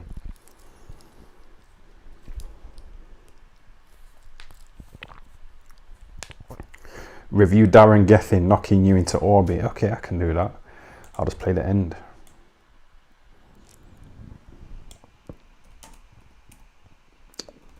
I've watched the Eubank fight now. It took me a few years to watch it. But when I watched it, I thought, that's not that bad. I was embarrassed, you know, because a lot of women who fucking liked me at the time, they were watching because it was on Channel 5, innit? Oh, mate, let's do it. Someone can't wait to put that up, could they? I bet it's one of you. Stands poker. He's done the same sort of thing. Less ability, maybe. But look at what he's accomplished here. Yeah, he's just got every little ounce that Dominic he's had. Ingle said, watch Hasn't Tommy held Earns, watch anything Tommy back, and Earns. We're talking Similar, every round here. Not similar a size grandstand and finish in the last Well, half minute of rounds. Every second of every round he's Oh, got it. fuck off, man. Right hand, down goes Tyre Booth, won't get up from that. The fight will surely be called off by Sean Messer, who is counting. But Tyre Booth is out. The fight Man is down. over. It's a big, big, big Man win. down. A career best performance for Darren Gethin, who becomes the Midlands welterweight champion. But we just wait while Tyre Booth is Get up, being man. tended to, because that was a heavy So I mean, fall I think there's something after lacking. I was a schooled in this guy. particularly hard fight This guy was a bum.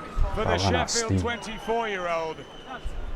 The tide turned a few rounds ago, and he has been struggling. Yeah, well, wonderful performance from start to finish. Just would not be denied, would not stop coming forward. So full credit to Darren Gethin. He deserves the success he's achieved tonight, and we can see how delighted he is.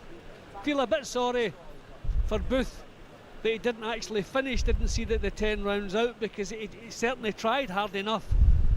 But The thing is, though, night for Darren Gethin. yeah, that was a good shot. A lot of the guys in the gym, they would have been happy, you know, that happened to me. People in the gym, they used to talk to each other in it and laugh and that, but behind each other's backs, they were like, oh, I hope he loses. And that's probably the same. Oh, come on, man. Yeah. Bending over as well. Yeah.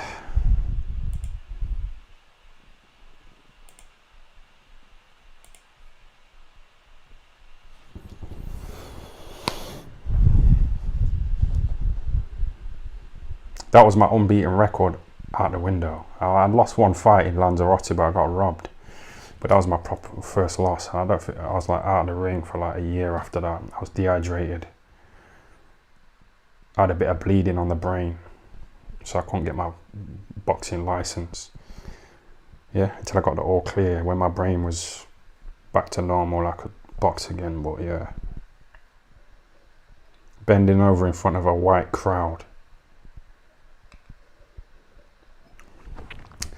Is that when your baby mama left you? Yeah, no, she didn't leave me. I got rid of her. I kind of went a different direction after that fight. I stopped training, started drinking, got rid of the baby mama. It just kind of went downhill.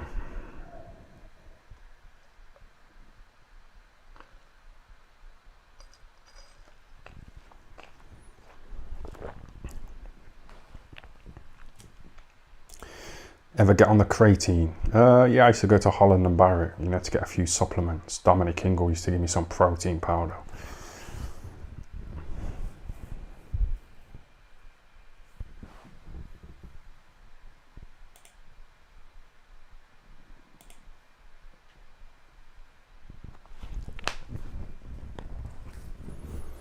Even when I boxed Eubank, you know, the day of the fight, this stupid woman like messaged me on Facebook, innit? I met her at a party one time. She like messaged me the day of the fight. And she was like, oh, sorry, I forgot to give you my number here. And she gave me a number with a kiss on the end, innit? And then like, after I got beat, I didn't hear nothing from her. Fuck her. Did you ever spar Naztai? Nah, I got there a couple of years too late. Johnny Nelson was the man.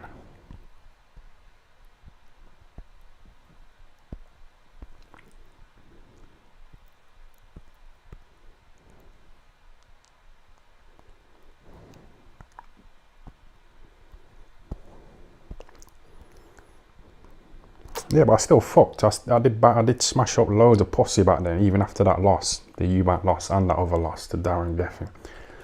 I smashed up a lot of pussy because there wasn't really internet around that back then. So women, they had to like make a move in person. They couldn't just go on their phone and start messaging and this and that. They had to, so I did smash up loads of pussy after that because they didn't see the fights.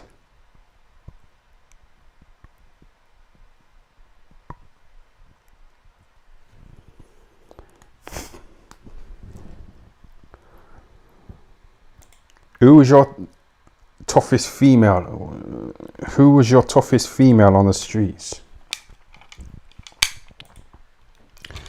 Who was your toughest female? Oh, you mean when I've fucking knocked women unconscious in the streets? They weren't tough at all. They couldn't handle the jab and the right hand. There was no resistance. They got weak jaws. They were gone. Another woman. This stupid woman, yeah. I was in town, innit, one night. And I was just chilling, and there was a couple of idiots like fighting. They were like mates, but they were like having a little fight and that.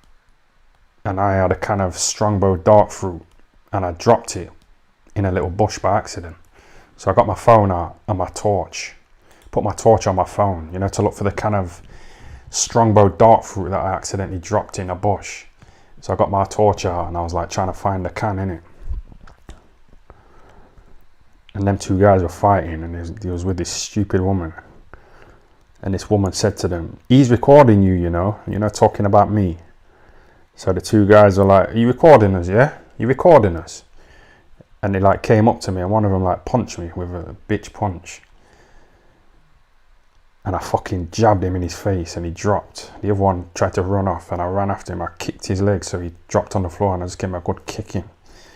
And then I went up to the woman, I said, "You trying to get me fucked up, yeah? You trying to get me fucked up?" And she was like, "No, no, no." And I said, "Well, run then." And she started running, so I just kicked her legs, and she dropped. And I gave her a kicking as well. Stupid fuck. This what I mean, man. I don't fuck about, you know, in the streets.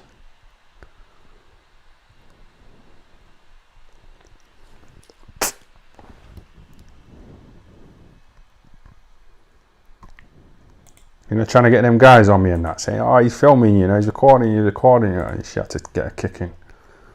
100%. Then about a year later, I got a fucking hand job off her. I think she forgot it was me. That's when the guy said, "Be safe," you know, when he was recording me in the alleyway. Yeah, man. So it's all coming together, the story.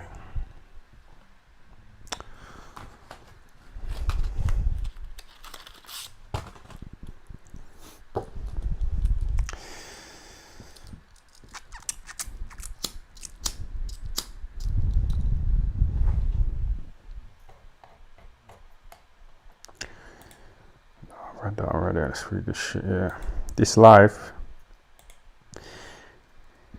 is therapy for me with Dr. Benjamin Booth. Yeah, shout out to X12. Yeah, thanks for the. How much you give me? £2. Yeah, a little £2 super chat. Yeah. Sometimes I think, you know, if I did this for like 9 hours, I just streamed, I just sat here and just played Eminem songs, and obviously it would be copyrighted in it. But that one that he did with his mate Proof, who got murdered. That's not really copyright stuff. I sat here just talking shit.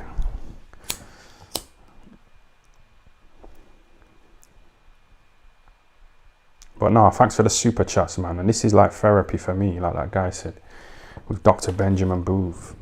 You know, when I was a kid, yeah, I was about 10 years old, living in Nottingham with my mum. I had this Indian doctor called Dr. Shankar. And he was the Indian version of Harold Shipman. He murdered this old black woman who was the grandma of this Premiership footballer from my area called Wes Morgan. You know, he was the captain of Leicester City.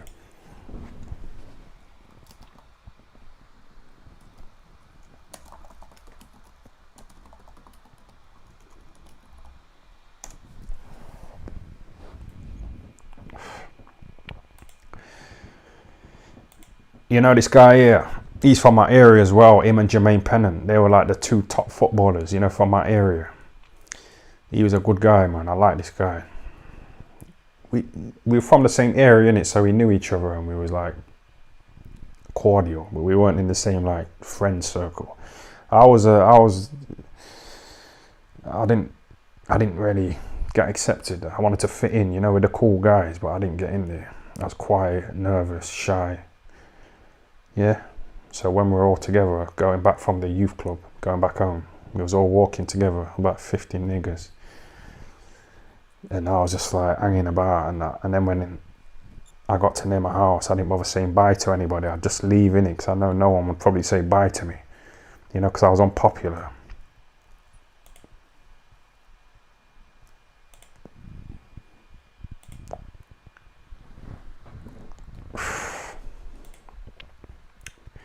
See, this is what I mean. You know, when you don't feel like doing something, but you do it and you feel better. I feel much better.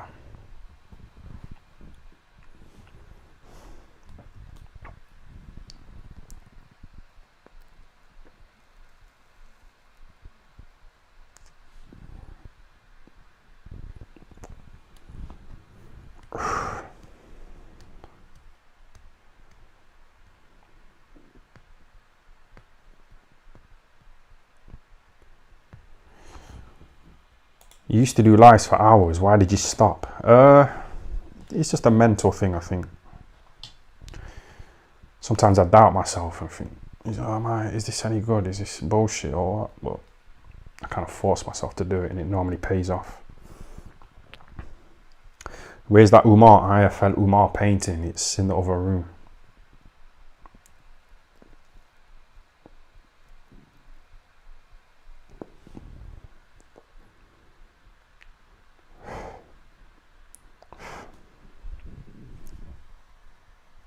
How do you poke women with long nails? If I know some pussy's coming around here, I'll get my nail clipper out and just clip my nails.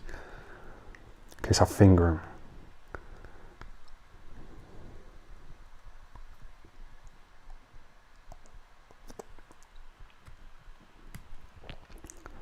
Do any of you lot want that IFL Umar painting? You can put in a little bid if you want it.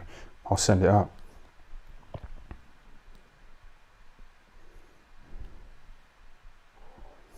Give us a house tour, show us your yard. Well, that's it. I'm on my way out of here Tuesday.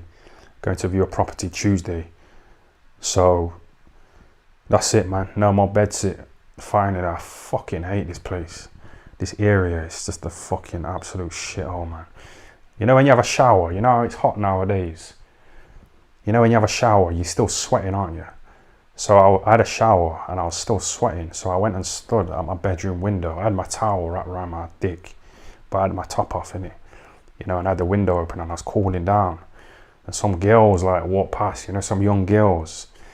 And I was like stood there in it, and my fucking neighbours were like looking out the window. I had to fuck off, man, because that's how rumours start and get spread. And I'm on Google Images. Somebody took a photo of me, stood at my bedroom window and put it on the internet.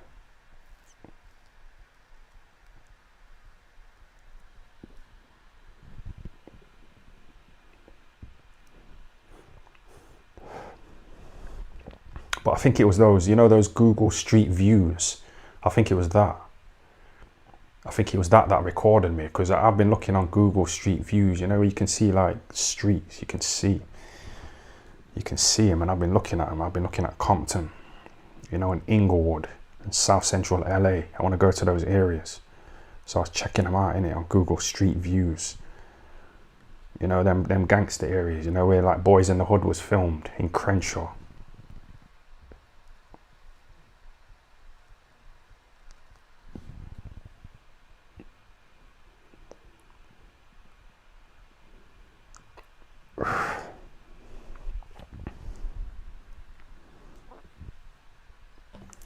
But yeah, fuck this place.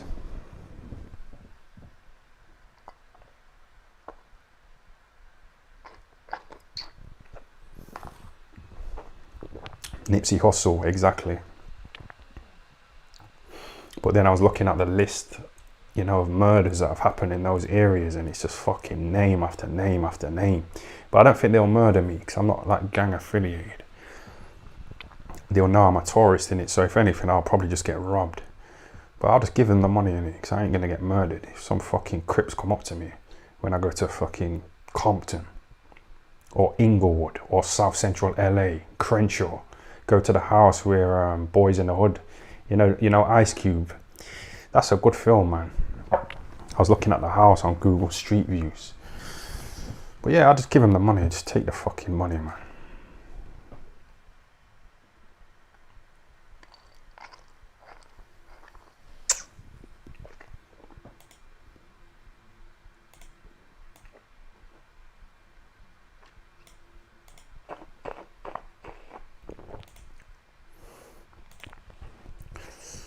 What you lot been doing today anyway? Are you lot bums? You remind me of bums, but then there's some people here chucking money around, you know, like they've got the bag.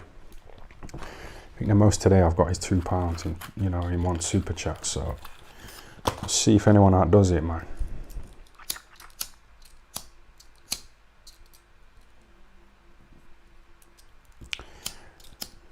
Tell the battered onion ring story. Well, it's just Carl Froch being tight, innit? He went to a restaurant with two guys, two little fake mates. The bill was £30. The other two guys said, yeah, just chuck in a tenner each. Carl Froch was like, no, I'm not paying £10. I've only had battered onion rings. You know what I mean? Do you like that story?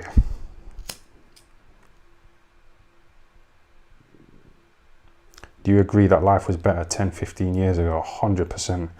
Before the internet fucked things up. Because women now like walk past you, innit? Because this woman who I fucking kind of know, I walked past her in a shopping centre and she like looked at me and looked away. Then about half an hour she started messaging me on the internet saying, I've just seen you, ha ha ha ha. Do you know what I mean? It's just immature. Yo, Ori.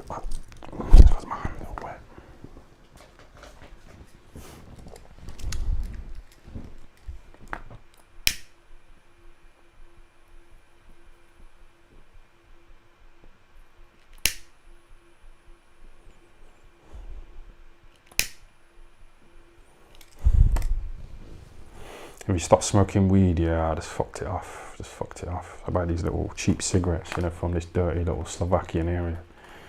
They're like £3, you know, for 20, but I want to get away from all this shit. I was thinking this today. I didn't even used to eat biscuits. I didn't drink, I didn't smoke, I didn't vape, and now I've just gone the opposite ways, but so I can turn it round. I know I've got it in me, I just need to get a job, stay busy, work out in the gym. Probably do a bit of body sparring with Lee Wood. Lee the alcoholic Froch and the contradiction Froch. I'm going to go to the gym where me and him used to train. We used to hit the bags and he used to smash up the bags, Carl Froch, and I was tapping it like a bitch and Carl said, come on, dig in, man. And he used to put a big dent in the bag, big red heavy bag. So he's always had that power, Froch. He's Polish. I've worked with Polish people in factories and they're the hardest workers.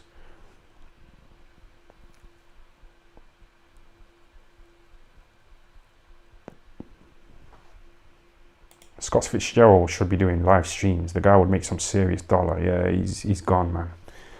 He's gone. He's fucked up again, on it. The police put up a photo of him saying, if anyone sees this man, contact us, because he's wanted in connection with an assault. And he's like, he's just, I don't know what's up with him. I don't know him. He might just have demons in it. Because I think about, I've got demons. Even like Joshua telling me to get out of his gym. That's still fucking, and it's not like I'm scared, like, it's more like I didn't react like how I should have or could have, you know, to a man telling me to get out of his gym.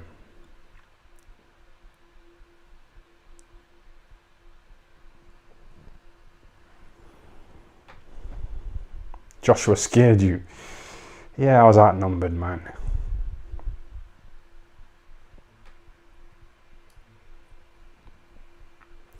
Anthony Fowler's making dough with CBD. Life is unfair. I know, he fucked up Fowler, didn't he? It was good to see him mess up that Fowler and that Ted Cheeseman, but he just, that's what I mean.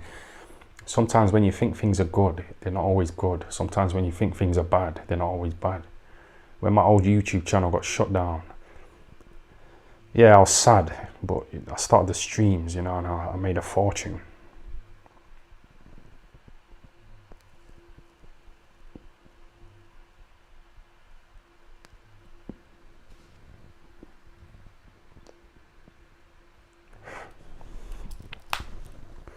Ty, did Joshua's sister sue you? She sent me a little threatening legal letter. Well, she didn't send me a legal letter. She sent me a warning that if I carried on talking about Joshua, she threatened me with legal action. Yeah. He's got a sister. I forgot her name. She's got like a salon, beauty salon. Janet Joshua, that's it. Yeah. And I seen Joshua looking at my story on Instagram as well. I clicked on it. And it was Joshua, you know, with his little blue tick and that, millions of followers. I felt a bit proud. Yeah, fuck him. Tyne, is it true St Anne's had you on the ropes? That's an area in Nottingham, St Anne's, that were like beefing with my area, the Meadows. But I never got involved. I wanted to get involved, but my dad just kept me away from it. I was hanging around with this guy who was selling heroin, and I was just like the lookout, you know, for the police, and I'd get paid a few little quid. But my dad seen me hanging around with this guy, and he put a stop to it, and this guy, he got locked up and he hung himself in prison.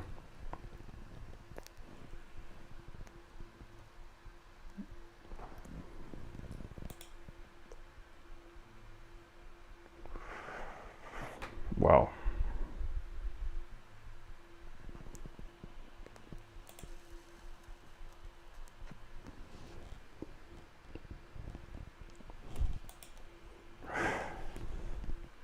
see, this is more like it's flowing, isn't it? It's flowing nice. It's kind of long. It's nearly 2 hours, but I think I prefer the longer streams, man. I think it's a good vibe. Because I feel useless, you know, without these streams, just nothing. Walking around, jabbing up little plants. Did you see that? Right, let me show you this quickly before I wrap it up.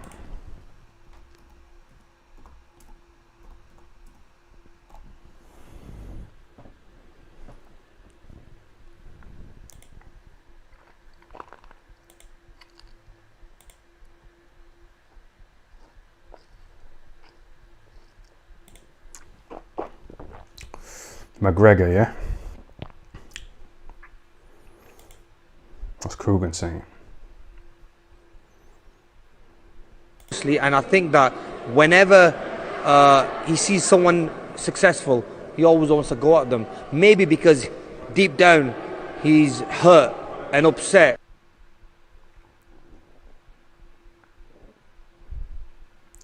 Oh, is Krugen having another kid, yeah?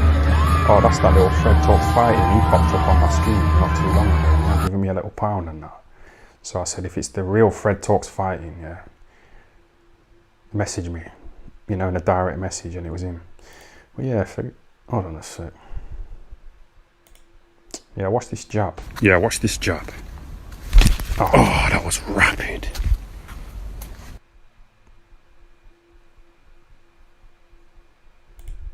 Yeah, watch this jab.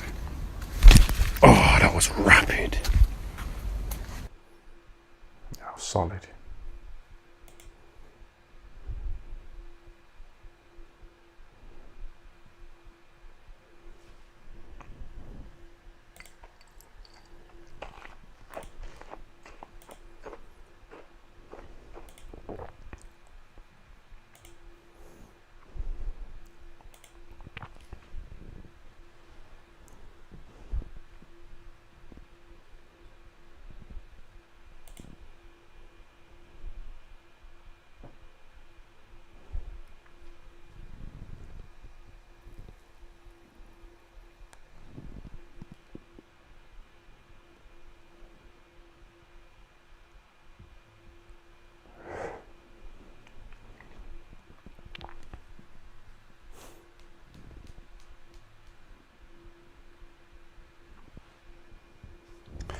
Tyne, are you glad you didn't get involved in gang life? It depends how I ended up. If I ended up in prison or dead. I know some people from my area who was involved, but now they're just like working, you know, in jobs, and they got a missus and kids. So if I did get involved in that life, it would give me more stories, you know, to talk about in my videos. It would make me more of an interesting person. There's a good channel called Vlad TV, and he interviews a lot of former gang members, and the stories are like really interesting.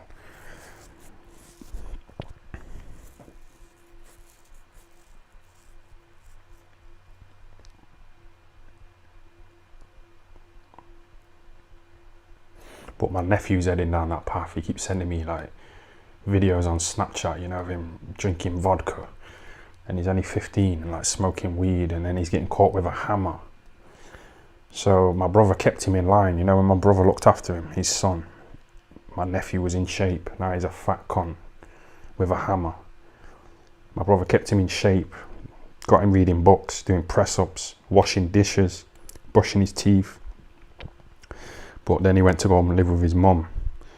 So I think my brother hit him and left a little mark on him. So the social services, you know, like with those Romanian kids, took my nephew off his dad. So he went to go and live with his mum. Now he's just gone downhill. He's fat. He got a hammer. He's drinking vodka. So I think he's finished.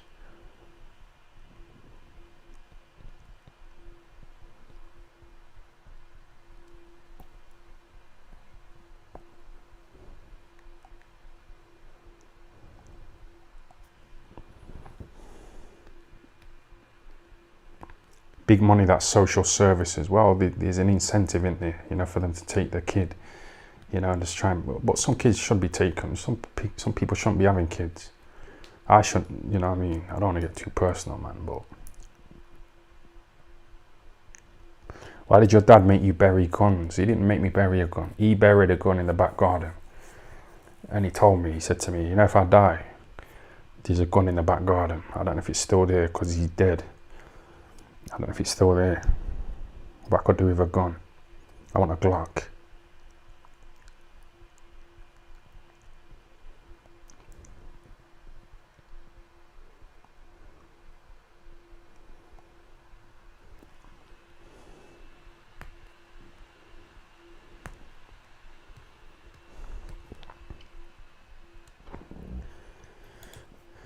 Ty's life story is actually a movie.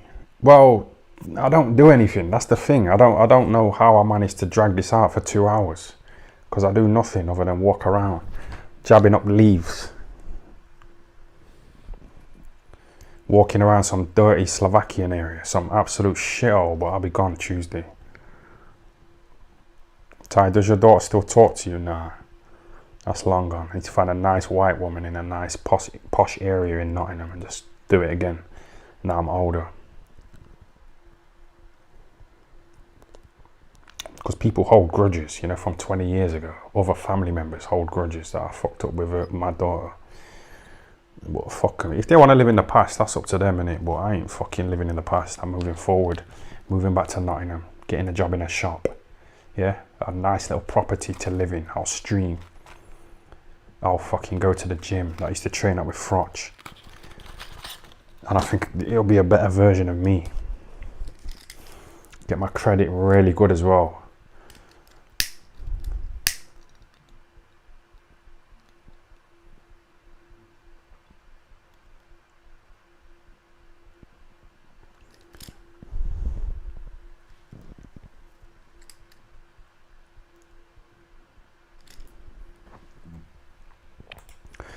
Your £20 laptop sounds like a jet engine. If you wanted to take online content seriously, you should have invested some of your crypto millions in some equipment. So can you hear this laptop, yeah? Is it making noise or not? Yeah.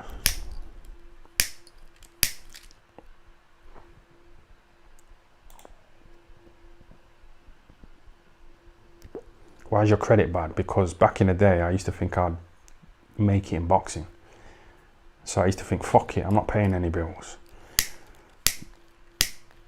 You know what I mean? And it obviously fucks up your credit, innit? But it's improved, you know, as time's gone by.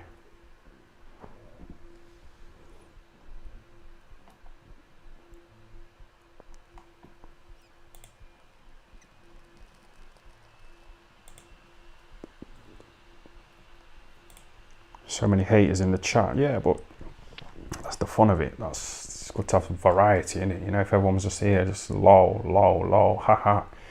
Laughing face. Yeah, laughing faces are nice, aren't they? But you know what I mean? It's good to have both sides and have a back and forth.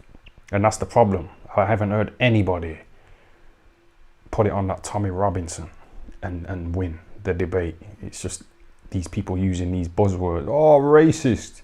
He's Islamophobic. You know, because they can't think and they can't put together a good argument. So they just use these buzzwords. And I like I say, like he says, 80% of the grooming gangs are Pakistani Muslims. I haven't looked at the statistics, so I don't know if he's telling the truth.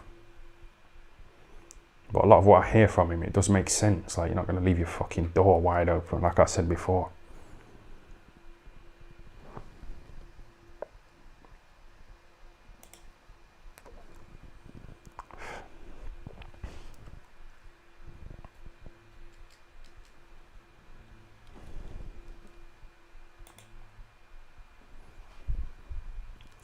Do you know any Pakistani grooming gangs? I know a few people who potentially could have been involved. You know, they're not like friends or anything, but I just know people who, like I say, I used to live with a rapist when I first moved to Sheffield. This little fake Muslim guy, he was 18 and 0. He turned pro at the same time as Kell Brook. He was in the gym when Nassim Ahmed was in the gym. But he had this little mate who was another little fake Muslim who was always in town, you know, on the posse hunt. And he kind of corrupted him. At first, he used to stick to his religion. He'd always be in the house reading the Quran. But the guy eventually wore him down, and then he just started raping women. And he got 6 years in prison for it. Now he's like hiding out.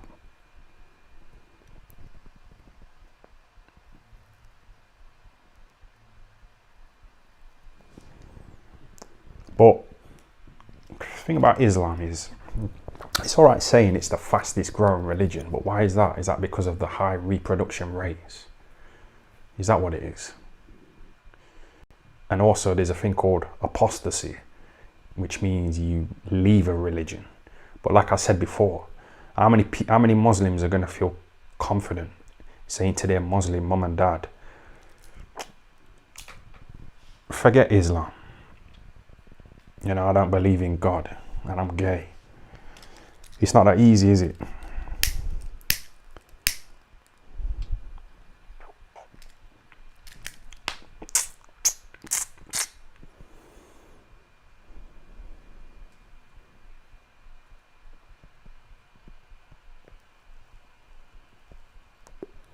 They kill apostates. Yeah, people who try and leave the religion, they get murdered. Or get ostracized, you know, and get kicked out of the family. They're not invited to Eid. They get fucking ostracized, man.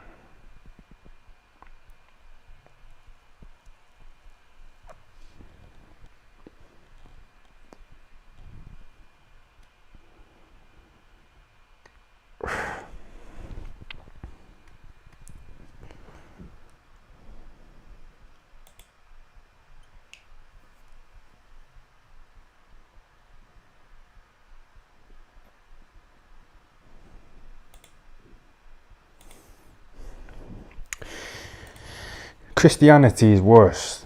Read the Old Testament. I've read the whole Bible a few times, and there is a story about where God sends his people to go and kill these other people, the women and children as well. They're called the Canaanites. God says go and murder them. Yeah.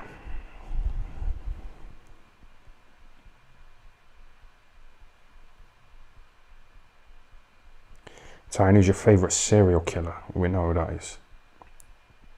Lucy Letby.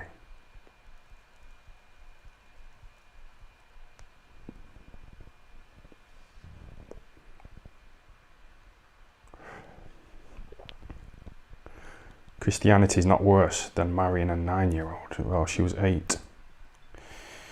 But I think there were people in the Old Testament, the early part of the Bible, you know, that did marry kids. You know, bang them.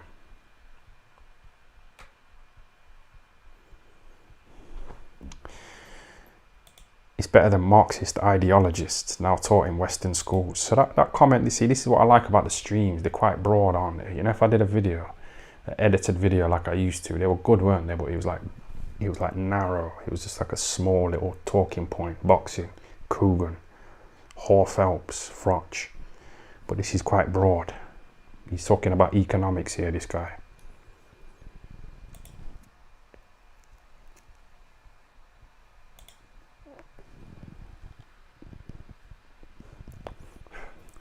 Do you know what it is though? You know when you get these young girls and they like do what they're doing and they marry them and that, I know it's bad, but it's like if you leave women if you leave them to their own devices, look how many desperate single mums there are out there, like how many rejects. They're not happy. They ain't got a man to look after them. They're fucked. They're on the reject pile.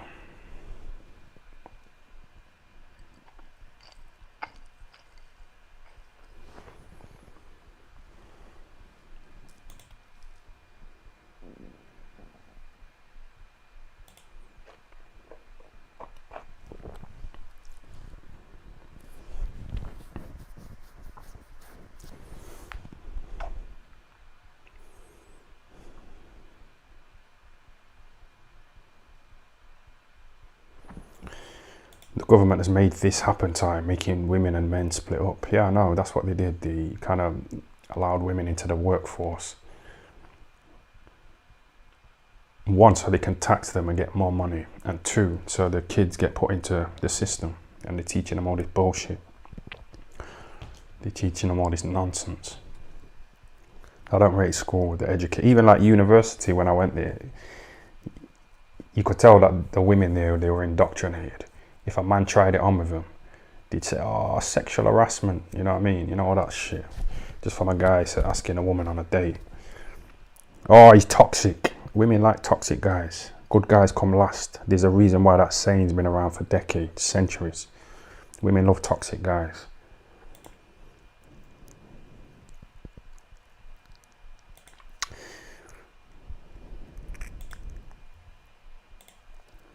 Do you believe in the paranormal, Ty? Yeah, shout out to Wild Runner. Thanks for the super chat, yeah.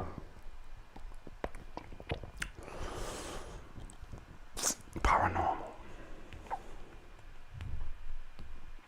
I don't know. It's just sometimes I lay in bed and I just think about all kinds of weird shit. I think to myself, how's this fucking world, how's this earth like spinning around like that so fast? And we're not falling all over the fucking place. You know, just shit like that. It's just weird, isn't it? How many files of child porn did the police find on your laptop? Well, that's like a bit of a... Right, listen to this guy here. Oh, I just clicked on the wrong one.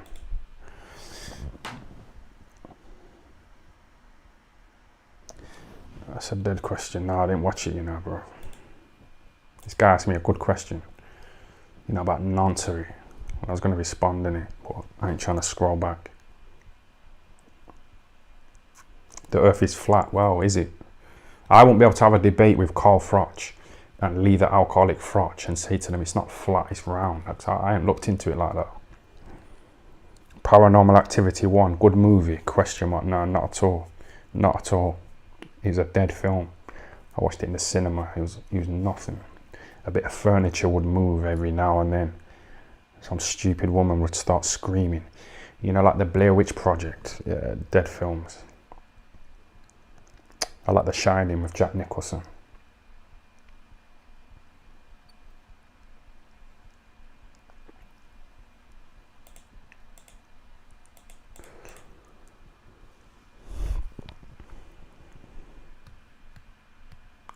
This is all Darren Geffen's fault. Yeah. Should never have got down to 10 stone 6. Do you like the It films? Yeah, they're quite good. The clown films, yeah, they're quite good.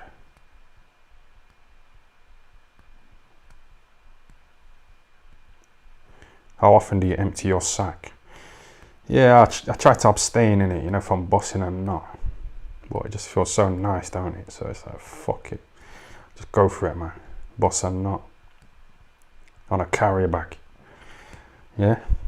Wrap it up and put it in the bin next to my bed. Simple. Any updates on Eubank's son's rape charges? I looked into it. He's due to appear in court.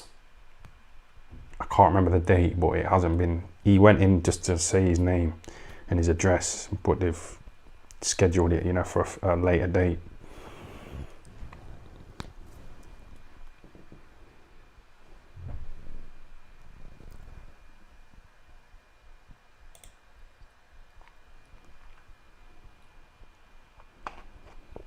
Popcorn Lover, thanks for the super chat, yeah? Tyrone, you ever think about replacing Joe Biden? And how much for the picture? Oh, the Umar, IFL Umar picture. I don't know if it's worth a fiver, you know. You give me a fiver in it, but I have to pay post and packaging and all that stuff, and it's a nice bit of art. But thanks for the £5, yeah.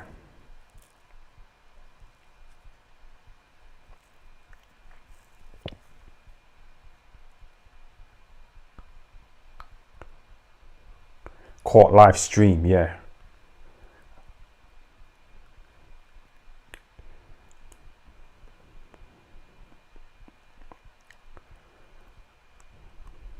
Umar fell off, yeah. I think we've all fell off. I fell off. Umar's fell off. Coogan's fell off. IFL are dead. Hor Phelps, she's fell off. She's hit the wall. Her channel, I don't, whatever. Her videos don't even pop up on my YouTube anymore. Just got no interest in her at all. That little Charlie Parsons, he's trying to get on the scene, innit? You know, with that little Oscar Bevis. You know, that muppet who was talking all that shit. Saying, come to Birmingham for a straightener. So I said, okay, where, when and where? Where and when? No response. Coward. Thoughts on TalkSport. Oh, that little Adi Aladipo, he works for them, don't he? Man took the glasses off like I'm going to diss him. I told you, innit, I seen him and another little black man outside of a hotel, you know, in London after a KSI event. And there was a little white woman with him, and they were trying to get her into the hotel. You know, that little Adi Aladipo and his little mate, his little black mate. They were trying to get her into the hotel, and she was quite drunk. I thought, bro, she's a bit too drunk, man. But they're black.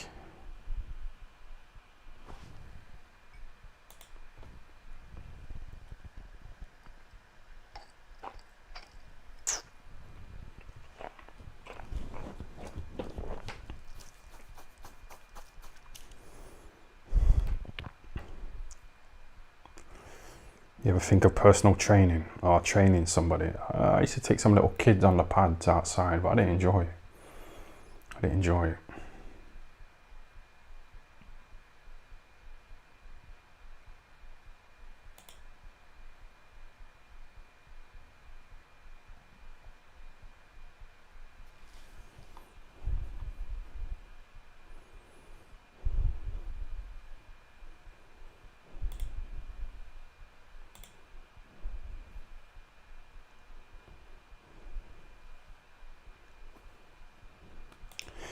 Seen you on Dev Green asking for 20p for the phone box. Well, you didn't see me asking for 20p.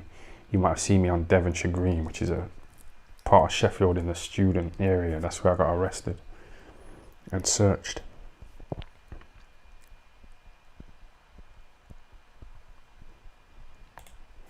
Darren Giffen fight with your Harold Graham v Julian Jackson moment followed. Yeah.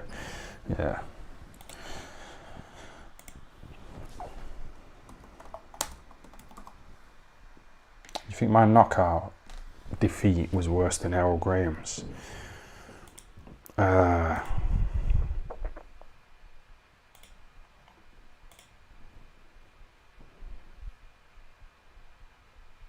So this guy's eyes was closed. One of his eyes were closed. The referee was, look at this ref. He's like, look, Joe Cortez.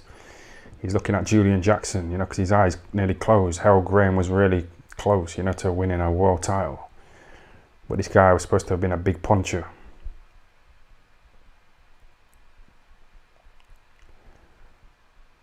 You see the chin up like that. You notice that, innit? And I think, you know why they do that, these Ingle fighters with the chin up? Because when you body spar, you know, if you lift your chin up, it takes it out of the way of like getting punched. Because sometimes you get hit in the face. So you lift your chin up like that. But there's other reasons as well.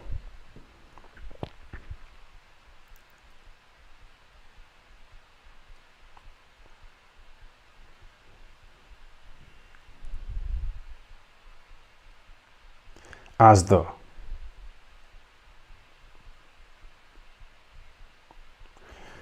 The best British boxer to never win a world title. It's nonsense, isn't it?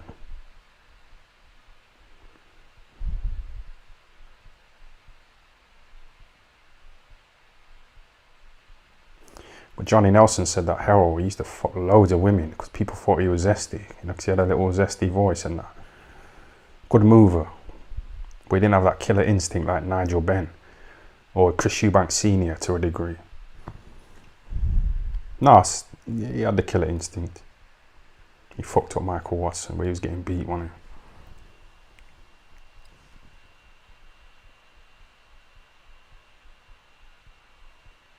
See that documentary, you know, where Brendan's wiping Harold Graham's bum after they had a sauna. He's wiping his bum, you know, with a towel. Yeah, it was innocent. Yeah, this is the end. Turns him around like that.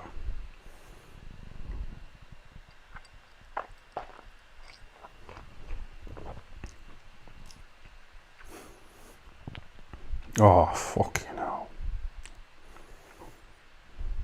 Look, he's still breathing. His eyes are just stop it. Why is he counting? Like he's going to get up from that. Stupid ref. He needs to get oxygen to his brain, man. He took that fucking flush. Brendan. Johnny Nelson.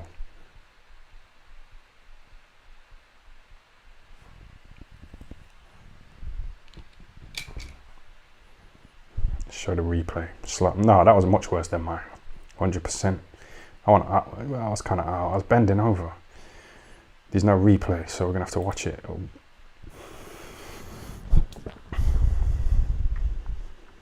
But he was supposed to have been a big puncher. Who's that heavyweight? He was supposed to have been a big puncher as well. I forgot his name. Black guy. Oh, fuck it. And he banged his head on the floor as well. Now he's in Asda.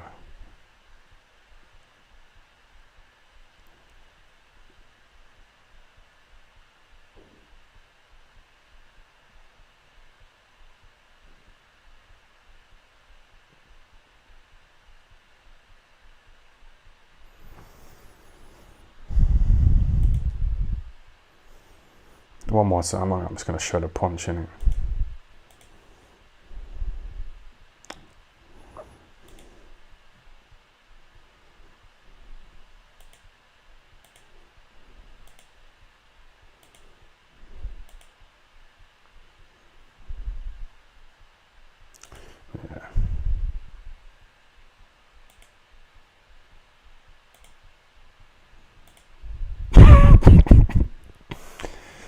Asda.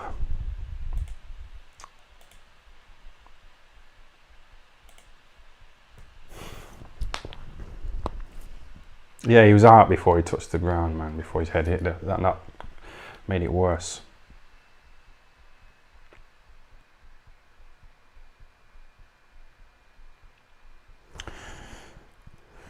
Ty, have you noticed since the 90s the UK is full of random immigrants? Yeah, it's a shithole. And then that's what this stupid idiot who was trying to call Tommy Robinson a cokehead, he was like,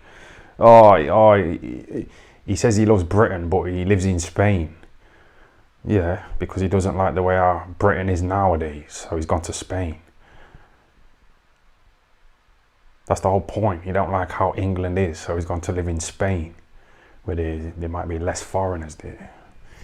It's a stupid fucking... That was a dead video that Boxing King Media sent me.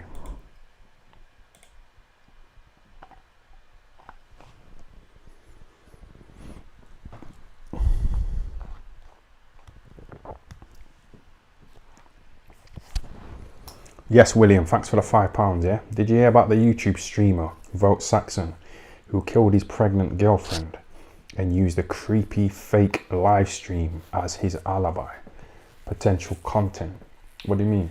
What, he was pretending that he was streaming so he wasn't where she got murdered? Yeah, I love murder, man. It's so fascinating, innit? I think sometimes I wonder if I can go my whole life, you know, that fucking... Yeah, it's tempting. But I don't go out anymore, you know. I used to hang around town and I can't do it anymore because the camera's always watching me. The police always come up to me, so it's kind of ruined the vibe for me. So to stay here, watch videos, man, in a vibe.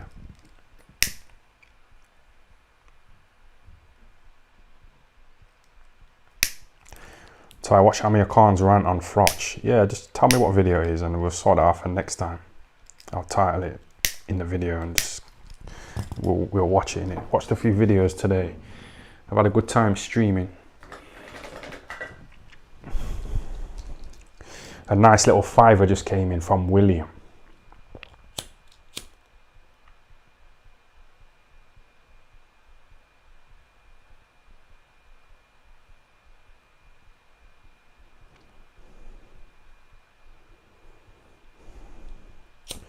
Did you see the riots in Leeds the other day? Yeah. But that's what the elites want. They want fucking disruption. They want societies to be divided and fucked up. So I don't understand how they're saying like this R0binson guy works for them, because he wants to get these fuckers out, don't he? It's kind of deep. These elites, these globalists, these fucking, they're thinking from like 30 years. They've been planning from like 40, 50, 100 years back and passed it on to their kids, you know what I mean? The plans that they've got in store, you know, and people in today's day and age, they're affected by it.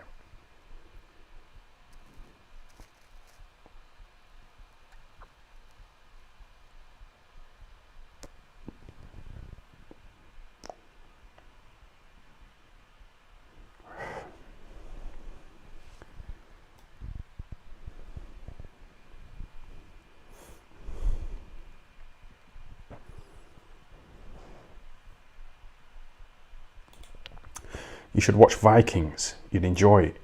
Fucking killing and raiding at will. I know that Genghis Khan guy. He used to just go around just like killing people and banging women. You know, stuff like that.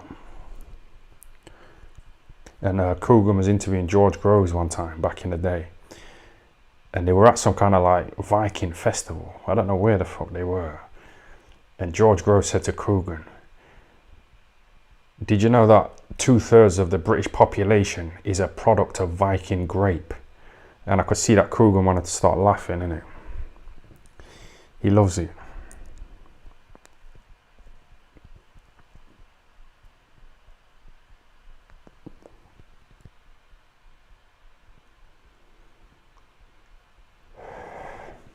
Would you ever go to a Diddy party? See, that's the thing. Someone said, would you ever go to a Diddy party? Eminem, yeah. Back in the day, when he first came on the scene, when he was kind of broke, and Dr. Dre like took him under his wing, and Jimmy Iovine. I've been looking into Jimmy Iovine. He's like the CEO of Interscope. And you know, I know Dr. Dre had his little label called Aftermath that he set up when he left Suge Knight, you know, Death Row. But when Eminem first came on the scene and he was broke, they basically like controlled him. They were dangling carrots at him. And what they do is they'd give him like a little apartment. And he'd be all happy because he was like trailer park trash. You know, him and his mum, you know, the 8 Mile film is quite good, wasn't it?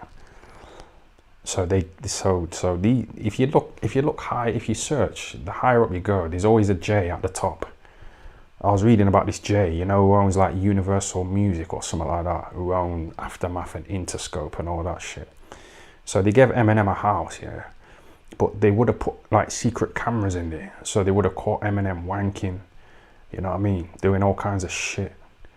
Seen him naked, and he probably don't even know about it. But now he's big time. They've shown him these videos, and they've said to him like, listen, you better fucking do as we say. You better flash signals in your videos. If you play Eminem songs backwards, it's all demonic. It's all demonic.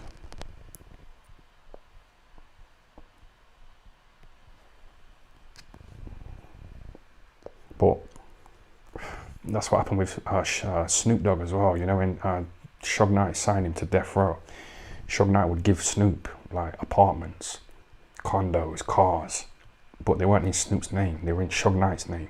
So when Snoop fucked off and went to Master P, Suge Knight took all the stuff back.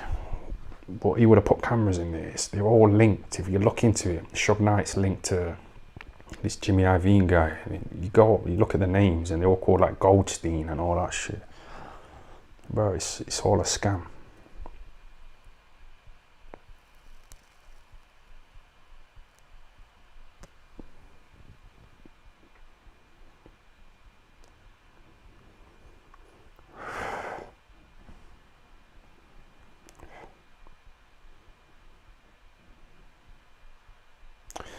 Yeah, I'm not really into the afterlife talk. I'd rather just enjoy this life, because you don't know, like I say, a lot of these Muslims, they do like brainwash from a young age. So they're not real Muslims. I spoke to a lot of them and they haven't got a clue about the Quran. These other books as well called the Hadith that I've read. When I talk to these little fake Muslims about it, they haven't got a fucking clue. They're just doing what their parents have told them, innit? They're not genuine. Wakey wine, selling alcohol, is fake. You'd be rewarded for good deeds. That's another thing they say. If you're good in this life, you'll benefit for it in the afterlife. You'll benefit from it in the afterlife. But, so that's why you're doing good deeds, yeah? Because you want to be you want to be rewarded with 50 virgins. You don't sound like a nice guy to me.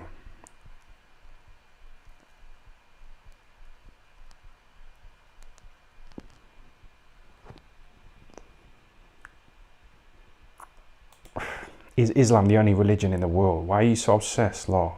Well, there are other religions in it, but like obviously Christianity's, it's got zesty priests now and these transformer priests, these transformer vicars.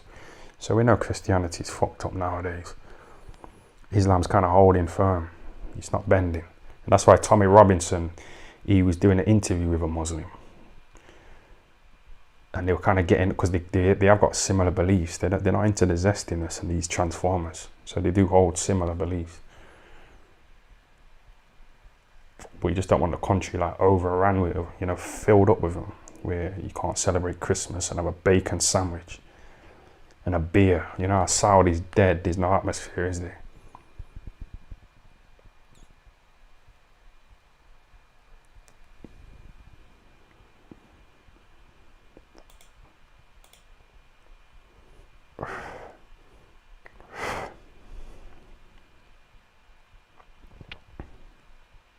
R.I.P. Kid Gallard. What do you mean? Oh, you mean for saying if they don't like it, fuck off back to where they came from? No, I thought that was good of him. He's spitting real facts, man. Based.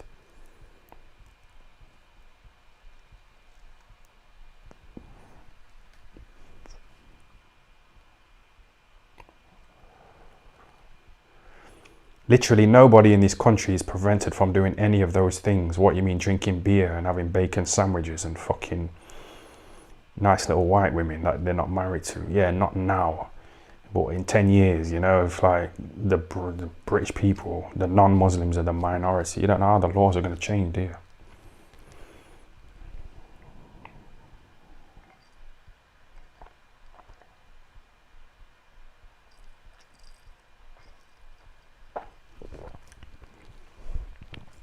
Kid Gallard is from Yemen, so you're basically saying he shouldn't be saying that. If you don't like it, fuck off back to where you came from.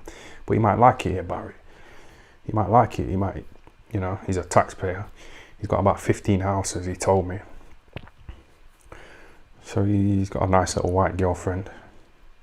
Ryan Rhodes' daughter. So yeah, he's not complaining about the state. He's not complaining, is he, about being in England? He loves it here.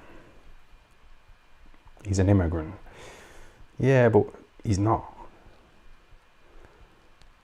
I think he was born in Yemen, but my point is he's not here complaining about the British laws, is he? He's just getting on with it. He didn't even want to do that interview with Boxing King Media.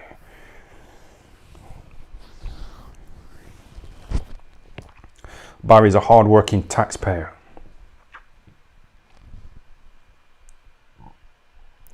We're all from different countries, innit? I was looking at I typed into Google, like, who's the first human being, you know, in England? But back then, it was all like one continent. And the ocean floors, yeah. I used to do this course at the Open University, this online course. It's nothing, it's dead. When you talk about the plates, you know, the ocean floor, like, it moves, innit? It moves. So when ocean plates collide, you know, on the floor, they go up like that eventually, and it forms an island. Tectonic, yeah, stuff like that. We're all from Africa. The little kidding boys in the hood said it, yeah. That's what I mean about art. It's such a great film, isn't it?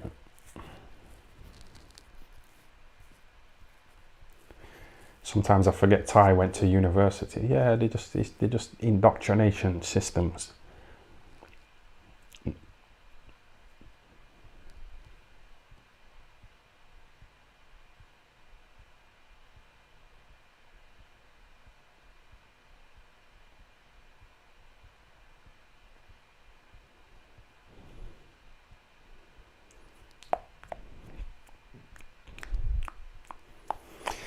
I did religious studies, and there was loads of nice young white women, you know, virgins on my course, and the lecturer was this like 50-year-old fucking, he had a hard on, innit? We used to talk about how he had a hard on, you know, when he was lecturing, because there's loads of nice white women there who were young, 18, fresh, and he was like a 50, 60-year-old man. But we know about that. We know about the Pope and all that.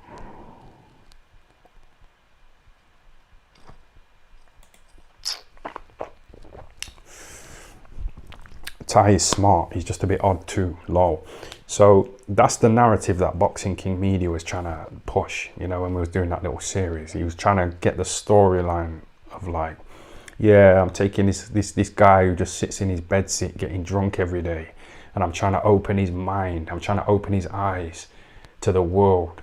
Yeah, so he's not small-minded. I'm more open-minded than fucking. I don't want to get insulting in it, but don't call me closed-minded, small-minded. I don't just accept, you know, what I'm told from my parents. You got to do your own research, man. And he said he did his own research. He said when he got to like 20 years old, he thought, right, I want to find out what the true religion is. Yeah? So I'm going to look at other religions and go in there with an open mind. But you ain't got an open mind. How can you have an open mind when you've been told for 20 years that this is the true religion? You're not going to be open-minded. You're going to be biased, man. You're not open-minded at all. And if he's like looking into Hinduism and he's a Muslim, in his mind, he's going to try and pick fault in Hinduism because he doesn't want to find out that Hinduism is the true religion, or what any other religion for that matter.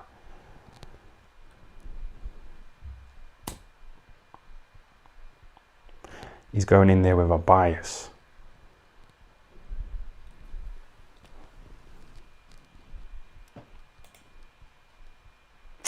I don't want to diss him in it, but this is what I don't like. He's probably going to take this personal, and he's probably going to send me a voice message again, like he did when I fucking said I like R0binson. But to just have an open discussion, don't be offended. This is my point. Don't just accept anything. Look into things. Listen to other opinions. Yeah? Some people get triggered.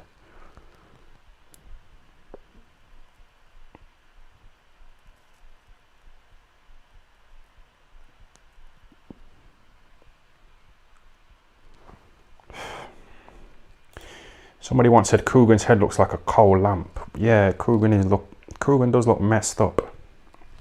He's not the best looking guy, is he? But none of them guys from that part of the world are nice. Like I said, they're not in demand. So Coogan made it work for him, and he kind of got in there and built up IFL, and he fucked loads of women. Got one of them pregnant.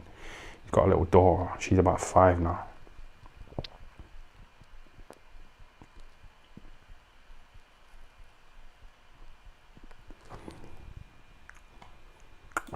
Read the Quran, read the Bible, read the classics, make your own decision. But even if you do read the Bible, I've read the Bible, I've read it in English. It was written in Hebrew, yeah, originally. So you got different, the word right can mean left, right, wrong, write down on a piece of paper. So a word has got different meanings. So if I'm reading it in English, that's not its original language. So I don't know what, if I've read the Quran, but it was written in Arabic.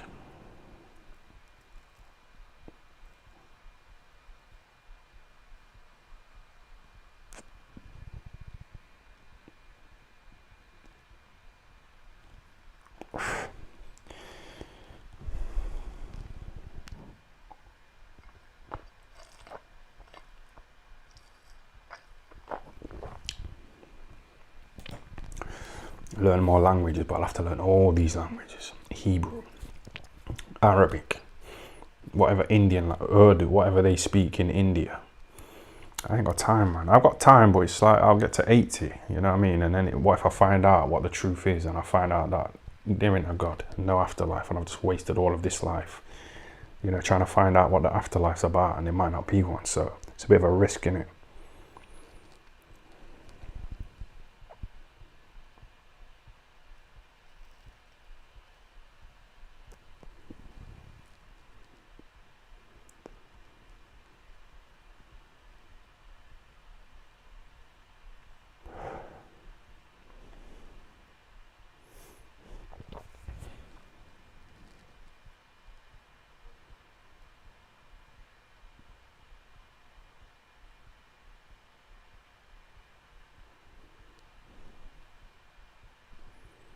You hear that, yeah?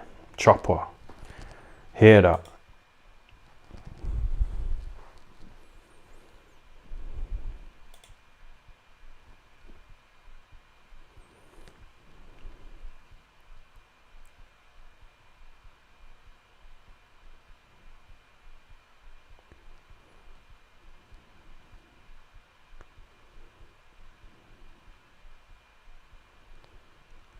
So you think Coogan watches your live still?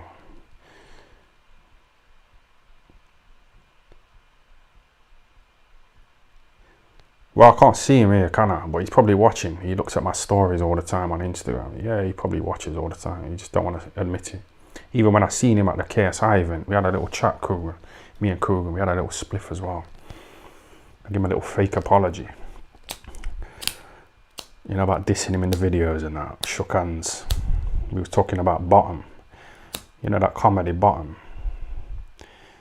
Because Coogan was an extra, you know, in a Rick Mail film. So me and Coogan, we like Bottom, innit? So we was chatting. And he was like, oh, I didn't like it when you said that about my missus. And I said to him, when did I say that?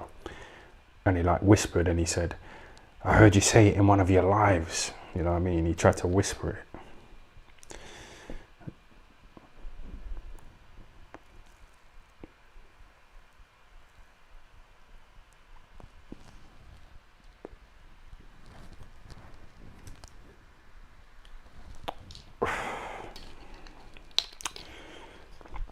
Yo, chat, I'm done, you know. I'm gonna wrap it up. It's been good, man. A good solid stream. Different talking points. Religion. Money. Tommy Robinson. Mossad. Yeah? The Tooth Fairy. A £15 glass of rosé from Tiger. It's been solid. Good stream, lad. Best for a while. Yes.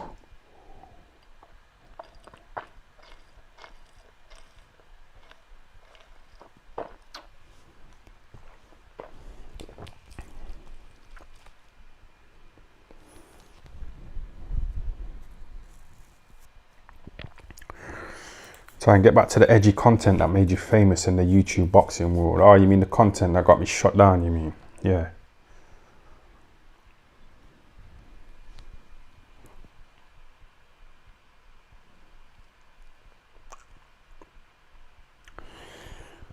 Yep, that's a nice one to end on, yeah? Keep it uptight, be safe, 100.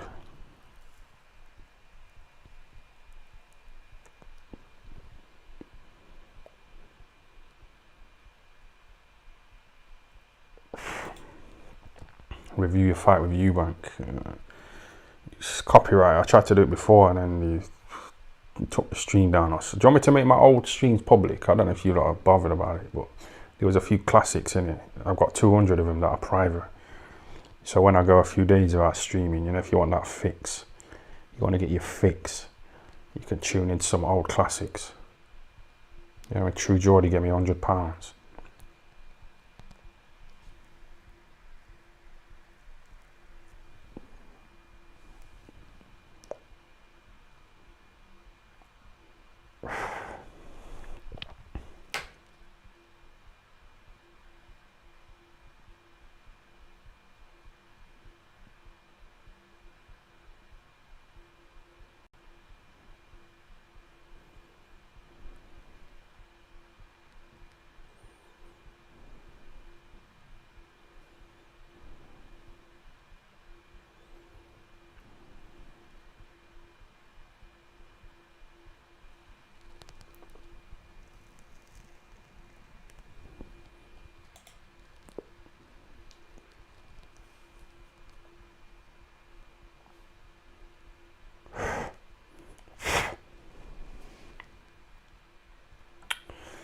Make sure you brush your teeth before bedtime. You smoked a lot tonight, I know. Yeah, I tried to get my teeth bleached. Got a few stains on my teeth from drinking and that. Well, I just start to brush my teeth 3 times a day. But who cares, man? Who cares? But yeah, that's it.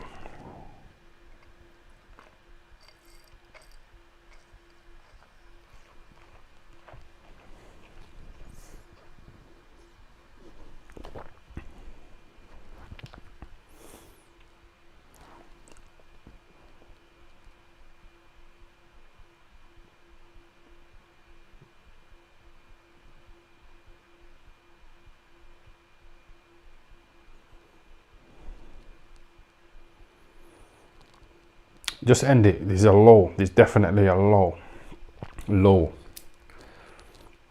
So yeah, man. Thanks for tuning in. Thanks for the super chats, yeah? You've been generous. Some of you. Solid stream, man. Have a good night, yeah? Be safe, and we'll go again. What day is it today?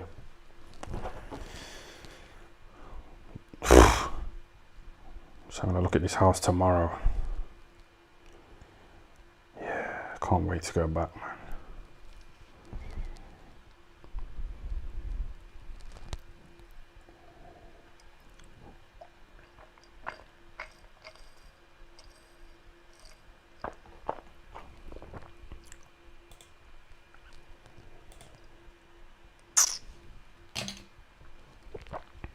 Do videos on serial killers and build subscribers.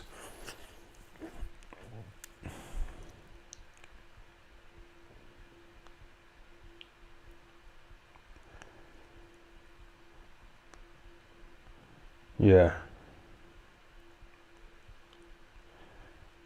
The toy box killer, you know about him? He used to lock women in toy boxes, you know, and just really mess them up. Well, you know, if I start talking about that shit, what do you think YouTube would say? To a video on Sutcliffe. Yeah, that's what I mean. Peter Sutcliffe, Lucy Letbury, Fred and Rose West. You know, these guys are much more interesting than fucking Cuban. So, yeah. Yo, chat, see you later, yeah? I'll see you lot soon, man. Have a good night, be safe and all that. Yeah? Done.